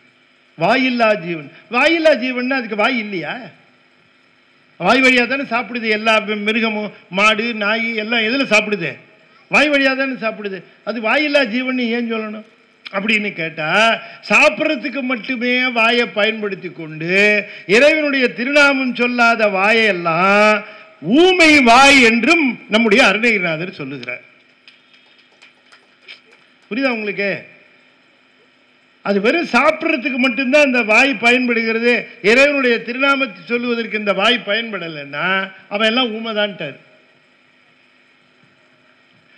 அப்ப இந்த நாவினாலே பயன் என்ன என்று சொல்லுகிற பொழுது, இறைவனுடைய திருநாமங்களை கூச்சமில்லாமல், கொஞ்சம் கூட கூச்சமில்லாமல், யோசிக்காமல் தாராளமாக நாவினாலே இறைவனுடைய திருநாமங்களை சொல்ல வேண்டும். கோயிலுக்கு போவது என்பது பெருமானுடைய புகழை பாடுவதும், பெருமானுடைய திருநாமங்களை வாய் நிறைய சொல்லுவதும், பெருமானுடைய அதனால தான் சில கோயில்கள்லாம் இங்கே எழுதியிருக்காங்க, எனக்கு தெரியல. விநாயகர் அகவல்லாம் கோயிலில் கல்வெட்டாக எழுதி போட்டிருப்பாங்க. இப்போ போகிறவர்கள் அந்த விநாயகர் அகவலை அங்கிருந்து எனக்கு தெரியாதுன்னா படித்து கொள்ளலாம். விநாயகர் பற்றிய அத்தனை பாடல்கள் ரொம்ப அற்புதமாக இருக்கக்கூடிய பாடல்கள். உமாபதி சிவன் சொல்லுகிறார், நல் குஞ்சர கன்று நன்னில் கற்கும் சரக்கன்று கான் என்று சொல்லுகிறார். இது கலைஞானம். கலைஞானம். நற்குஞ்சரக்கன்று நன்னீர் கலைஞானம் கற்கும் சரக்கன்று கான் அப்படின்னார் உமாபதி சிவன். சொல்லுகிறார், விநாயக பெருமானை ஒருவர் வணங்கி துதித்து வழிபட்டு கொண்டிருக்கிறார்கள் என்று சொன்னால் அவர்களுக்கு எல்லா விதமான கலைகளும் சிறப்பாக வரும். பாட்டு, எழுத்து, பேச்சு, சித்திரம், எது வேணாலும் அந்த கலைஞானம் பெருக வேண்டும் என்றால் விநாயக பெருமானுடைய திருவடிகளை பற்றி கொள்ள வேண்டும். நற்குஞ்சர கன்று நன்னில் கலைஞானம் கற்கும் படிக்காமலே வந்துருன்னார்.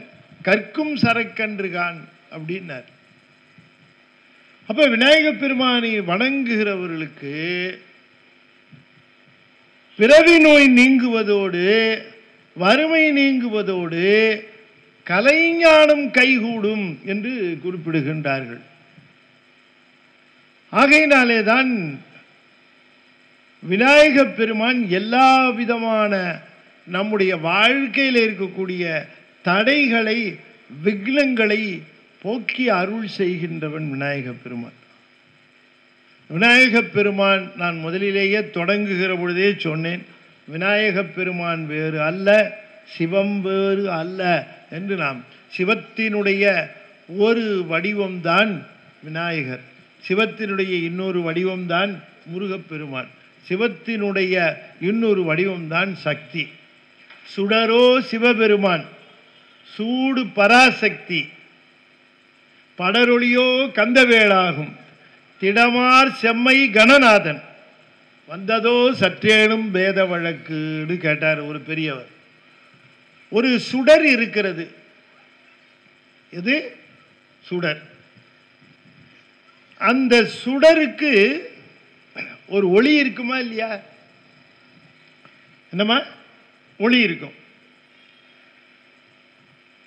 அந்த சுடருக்கு ஒரு வெப்பம் இருக்குமா இல்லையா? வெம்மை, சூடு இருக்குமா இல்லையா?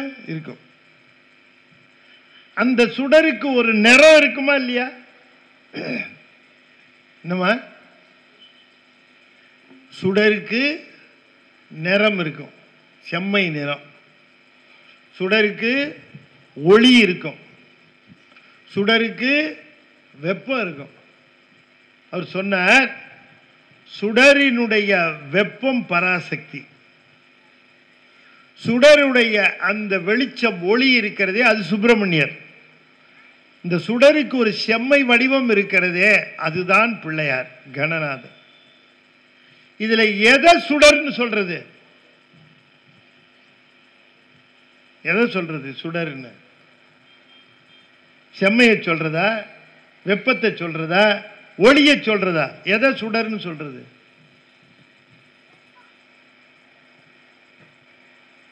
நீ தைரியமா ஒரு பதில் சொன்ன, நீ அது தப்பா ரைட்டான்னு பார்க்காம கூட நீ சொன்ன பதில், நீ எப்படி வருவ இந்த பக்கம்?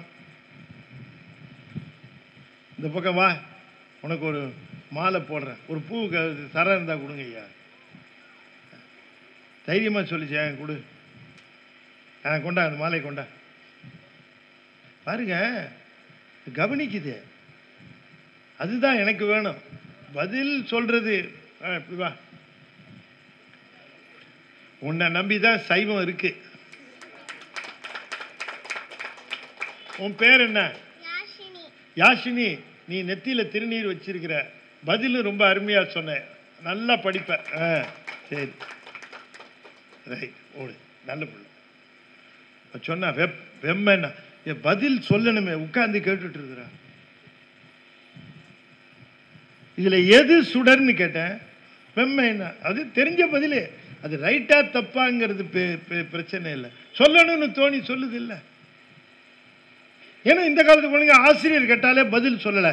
நான் ஒரு சொற்பொழிவாளர் கேட்குற பதிலுக்கு ஒரு குழந்தை பதில் சொல்லுதுன்னா இது எதிர்காலத்தில் சிறந்த சொற்பொழிவாளராக போகும். அது தைரியம். இந்த தம்பியும் அப்படிதான் நல்லா பதில் சொன்னான். டேய், நீ நல்ல பதில் சொன்னடா, சிறப்பா. அப்ப இந்த இப்ப நான் ஒரு கேள்வி கேட்டேன். அந்த சுடர்ல வெம்மை இருக்கு, அப்புறம் வெளிச்சம் இருக்கு, அப்புறம் நிறம் இருக்கு. இதுல எது சுடர்னு பேருன்னு கேட்டேன். எது சுடரு? இந்த மூணு சேர்ந்தது தான் சுடர். இந்த மூணு சேர்ந்தது தான் சுடர். அதுபோல விநாயகர், சுப்பிரமணியர், அம்பாள் மூணு சேர்ந்தது தான் சிவபெருமான். சுடரோ சிவபெருமான், சூடு பராசக்தி, திடமார் செம்மை கணநாதன், அந்த பேரொளி கந்தவேளாகும், வந்ததோ சற்றேனும் பேத வழக்கு அப்படின்னு சொல்லுகிறார். ஆக விநாயகப் பெருமானை வணங்கினால் முருகப்பெருமானுக்கு மகிழ்ச்சி அதிகரிக்குமா? முருகப்பெருமானுக்கு மகிழ்ச்சி அதிகரிக்குமா?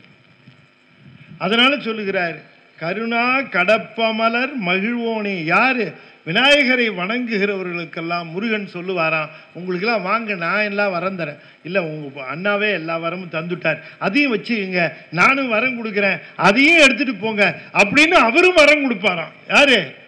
விநாயக பெருமானுக்கு வழிபட்டவர்களுக்கு முருகப்பெருமானும் வரத்தை கொடுப்பாராம், வச்சுக்கோங்க, இதையும் வச்சுங்க.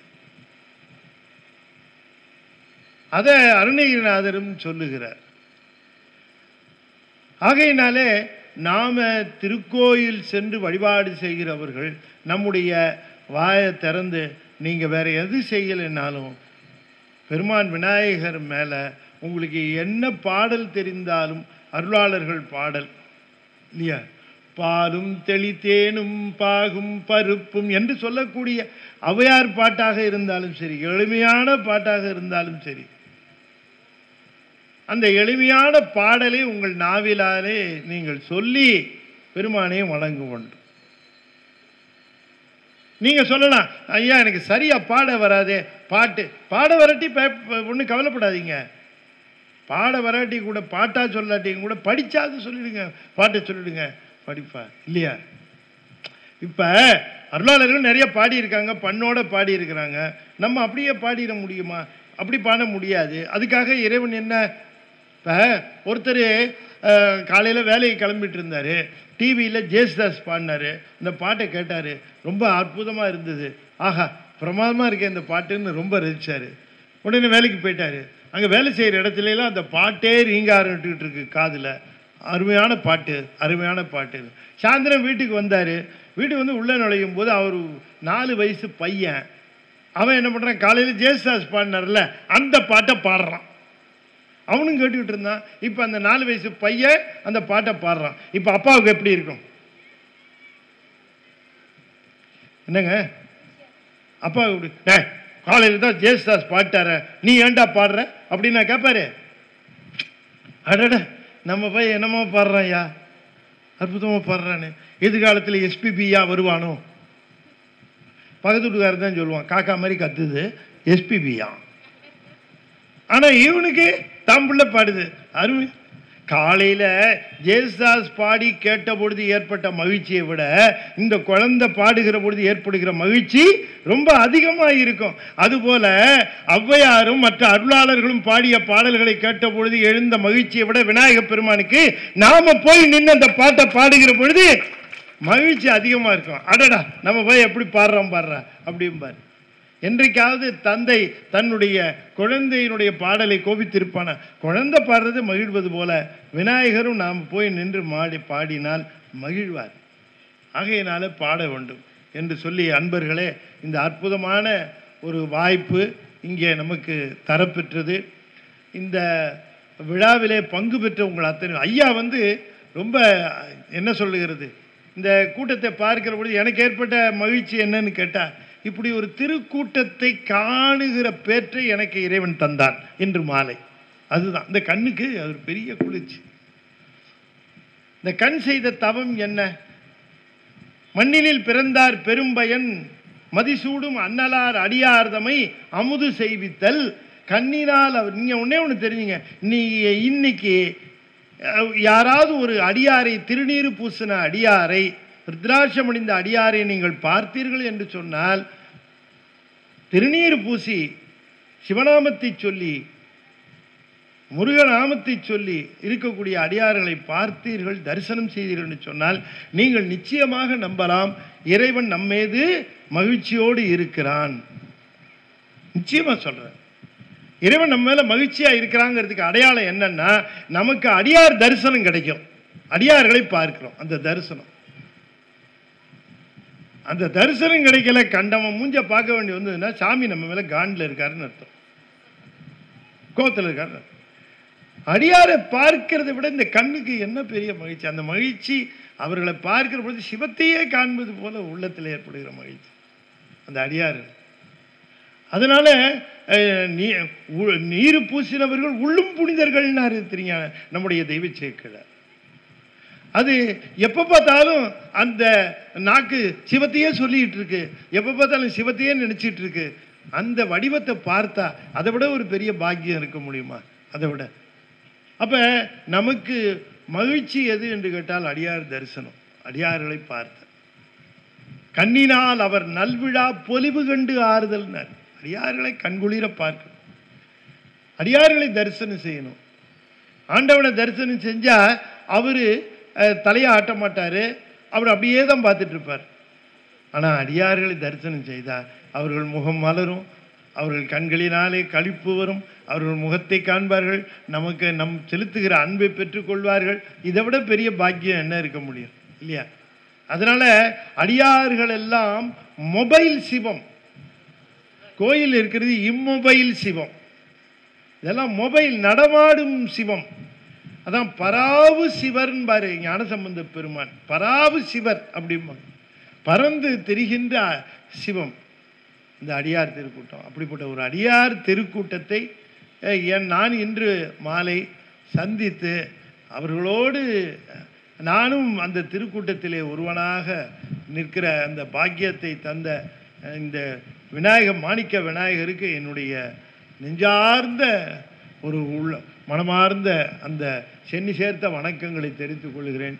அதாவது இந்த காது பெற்ற பயன் என்னன்னு கேட்டால், விநாயகருடைய பெருமையை கேட்க வேண்டும், சிவத்தினுடைய பெருமையை கேட்க வேண்டும். அதுதான் இந்த காது பெற்ற பயன். இல்லைன்னா அந்த காதுக்கு என்ன? செல்வத்துள் செல்வம் செவிச்செல்வம் அச்செல்வம் செல்வத்துள் எல்லாம் தலையினாரு. ஏன் அதை செல்வம்னாரு? காதுனால காது குளிர அந்த பெருமானுடைய அந்த பெருமையை கேட்கிறவர்கள். அது ரொம்ப அற்புதமா வள்ளல் பெருமான் சொல்லுவார். அப்பனின் திருப்புகழ் கேட்ட வித்தகர் திருச்செவி விழாச்சுபம் கேட்கும் செவி ஐயனின் சீர்வேசும் செல்வர்வாய் நல்ல தெள்ளமுதுண்டு வந்த திருவாய். எந்த வாய் திருநாமத்தை சிவன் திருநாமத்தை சொல்லிக் கொண்டு இருக்கிறதோ அந்த வாய்க்கு தெள்ள அமுது கிடைக்கும், சிறந்த அமுது கிடைக்கும்னர். எந்த செவி விநாயகருடைய பெருமையையும் சிவபெருமானுடைய பெருமையும் முருகனுடைய பெருமையும் கேட்டுக்கொண்டு இருக்கிறதோ அந்த செவிக்கு நல்ல விழா செவி சுபங்களாக செவி செய்திகளாக வந்து சேரும். நல்ல செய்தியாகத்தான் காதுக்கு வரும். நல்ல செய்திகள் காதுக்கு வர வேண்டும் என்றால் நாம் நல்ல புகழை கேட்டுக்கொண்டே இருக்க வேண்டும். பெருமானுடைய புகழை கேட்டுக்கொண்டே இருக்க வேண்டும். கேட்டுக்கொண்டே இருக்கிற பொழுது அந்த காதுக்கு நல்ல நல்ல செய்திகளாக வரும் என்று சொல்லுகிறார். ஆகவே இங்கே வந்து இந்த அற்புதமான செய்திகளை கேட்ட உங்களுக்கு எல்லா விதமான நல்ல செய்திகளையும் மாணிக்க விநாயக பெருமான் தந்து அருள்வார் என்று சொல்லி இந்த அற்புதமான திருக்கூட்டத்திலே அடியேனும் ஒருவனாக இங்கே வந்து உங்கள் முன் சில செய்திகளை சொன்னேன். இந்த திருக்கோயிலுக்கு போகிற பொழுது நாம் திருக்கோயில் வழிபாட்டை பொறுமையாக செய்ய வேண்டும். நம்முடைய வழிபாடு பொறுமையாக நிதானமாக நிகழ வேண்டும். அங்கே சென்று அவசரம் இல்லாமல் அமைதியாக அதே நேரத்தில் நம்முடைய நாவினாலே வாயை திறந்து வழிபாட்டு பாடல்களை பாட வேண்டும். அப்படி பாடி வழிபடுவது தான் நமக்கு நம்முடைய முன்னோர்கள் அருளாளர்கள் காட்டி இருக்கிற மரபு. அருணகிரிநாதர் போனாலும் சரி, திருஞான சம்பந்தர் போனாலும் சரி, திருநாவுக்கரசர் போனாலும் சரி, சுந்தரர் போனாலும் சரி, தாய்மானவர் போனாலும் சரி, யார் போனாலும் இப்படி அருமையான அற்புதமான ஞானப்பாடல்களை பாடித்தான் வழிபாடு செய்திருக்கிறார்கள். அதுதான் வழிபாட்டு முறை. எனவே நீங்களும் சென்று வழிபாட்டிலே ஞான அந்த நூல்களிலே இருக்கக்கூடிய பாடல்களை விநாயக பெருமானுக்கு நீங்கள் செய்து எமக்கு அர்ச்சனை பாட்டே ஆகும் என்று சுந்தரருக்கு சிவபெருமான் சொல்லுகிறார். எனக்கு அர்ச்சனைனா என்ன என்று கேட்டால், நல்ல தமிழ் பாடல்களை காது குளிர நீ சொல்ல நான் கேட்பது தான் என்று சொல்லுகிறார். அப்போ அர்ச்சனை என்பது நாம் எதையோ நினச்சிட்டு இருக்கோம். தேங்காயை உடைக்கிறது மட்டும்தான் அர்ச்சனைன்னு நினச்சிருக்கோம். இல்லை, நீங்கள் உங்கள் வாயை திறந்து நாவினாலே அவருக்கு முன்பாக நின்று அந்த அருள் மொழி பாடல்களை பாடுகிற பொழுது அது அவருடைய திருச்செவிக்கு சென்று சேர்கிறது. உங்கள் குறைகள் நீக்கப்படுகிறது. எல்லோரும் எல்லாமும் பெற்று சிறப்பாக வாழ வேண்டும் என்று சொல்லி இந்த அளவிலே நிறைவு செய்யும் முகமாக 5 எழுத்தை 5 முறை ஓதுவேன். அந்த மந்திரத்தை நீங்கள் அத்தனை பேரும் தொடர்ந்து சொல்ல வேண்டும். நான் சொல்லி முடித்தவுடனே நீங்கள் சொல்லணும். நீங்கள் சொன்னால் பக்கத்தில் இருக்கவங்க பார்ப்பாங்களோ அப்படின்ட்டு வாயில் முணுமுணுக்க வேண்டாம். நல்ல ஒலியோடு வாயை திறந்து சொல்லணும். இப்போ நம்ம பந்தியில் உட்கார்ந்துருக்கோம்னு வச்சுக்கோங்க. பந்தியில் இருக்கிறோம், லட்டு போடுறவர் வராரு, பெரிய லட்டு தட்டை எடுத்துக்கிட்டு வராரு. நம்ம இலைக்கு வரும்போது யாரோ அவரை கூப்பிட்டுட்டாங்க. அவர் திரும்பிட்டு அதுக்கப்புறம் அவர்கிட்ட ஏதோ பேசிட்டு திரும்ப லட்டு போட கண்டினியூ பண்ணவர் நம்ம இலையை விட்டுட்டு அடுத்த இலையிலிருந்து போனார். நீங்கள் என்ன செய்வீர்கள்? லட்டு அப்படின்னா கூடி லட்டு அவன் லட்டு தட்டையே கீழே போட்டுருவான். அப்படி கூப்பிடுவல்ல. அப்ப சிவநாமத்தை சொல்லுகிற பொழுது மட்டும் என்ன யோசனை? நமச்சிவாய வாழ்க, நாதன் தாழ் வாழ்க. விநாயகரை எட்டி பார்ப்பாரு, இன்னும் சொல்லிட்டு வரான் அப்படின்னு. அப்ப இந்த நான் படைத்த பயன் இறைவன் நாமத்தை சொல்லுவதுதான் சிறந்த வழி. அதுதான். சும்மா நாக்க வச்சுக்கிட்டு கண்டதை ஊர் கதையை பேசி பேசி பேசி பேசி நாத்தழும்பேரினாரு மணிவாசகர். நாத்தழும்பேரி, நாத்திகம் பேசி நாத்தழும்பேரினார். இந்த நாக்கு என்ன கடைசியில் என்ன ஆகும்? கோயிலுக்கு போகிறதுக்கு எப்படா போகணும்னு சொன்ன, கோயிலுக்கு போகும்போது ஏன்டா அவனே கொஞ்சம் கோயிலுக்கு போய் ஏதாவது நல்லதை தேடிக்கலான்னு போனால் கூட இருக்கமே, ஏன்னா இந்த வயசுலேயே கோயிலுக்கு போகிற, கோயிலுக்கே இந்த வயசுலேயே போகிற. கோயிலுக்கு போகிறதுக்குன்னு ஒரு வயசு வருங்களாம். கோயிலுக்கு போகிறதுக்குன்னு ஒரு வயசு எப்போ சொல்கிறான் தெரியுங்களா? எப்போ போகலான்னு சொல்கிறேன், 5 ஆஃப் ஆனதுக்கு அப்புறம் போகலாங்கிறான். புரியுதா உங்களுக்கு? 5 ஆஃப் ஆகிறது என்ன? என்னம்மா? கண்ணு, காது, வாய் எல்லாம் ஆஃப் ஆனதுக்கு அப்புறம். 5 ஆஃப் ஆன அப்புறம் நீ கோயிலுக்கு போனா என்ன? இது போகாட்டி சொல்லுங்க பார்க்கலாம். இந்த 5 நல்லா இருக்கிற பொழுதே போய்க்கணும் இல்லையா? காற்றுள்ள போதே தூற்றிக்கொள்ளினர். ஆகையினாலே அன்பர்களே, நல்ல உடம்பை கொடுத்துருக்கிறான், நாக்கு நல்லா வேலை செய்யுது, கண்ணு நல்லா பார்க்குது, காது நல்லா கேட்குதுன்னா அத்தனையும் கொண்டு போய் அந்த விநாயகப் பெருமானுடைய திருவடிக்கே அர்ப்பணிச்சிடணும். பெருமானுடைய திருவடிக்கு அர்ப்பணிச்சு. அதனால் இப்போ நான் 5 எழுத்து சொல்லுகிற பொழுது நீங்கள் எல்லாரும் மகிழ்ச்சியோடு அந்த 5 எழுத்தை சொல்லணும். விநாயகப் பெருமான் அங்கேருந்து கவுண்ட் பண்ணிகிட்டு இருப்பார். யாரெல்லாம் இங்கே வாயை மட்டும் முணுமுணுக்கிறாங்க, உண்மையிலே சொல்கிறாங்கன்னு சாமி பார்த்துக்கிட்டு இருக்கிறார். ஓம் நமச்சிவாய,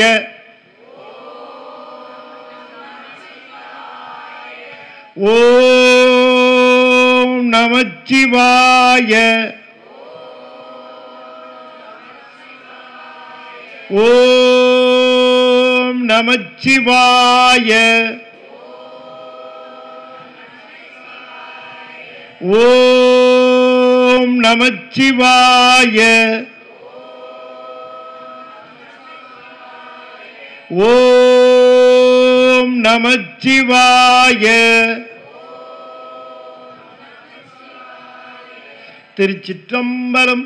தென்னாடுடைய சிவனே போற்றி, எந்நாட்டவர்க்கும் இறைவா போற்றி.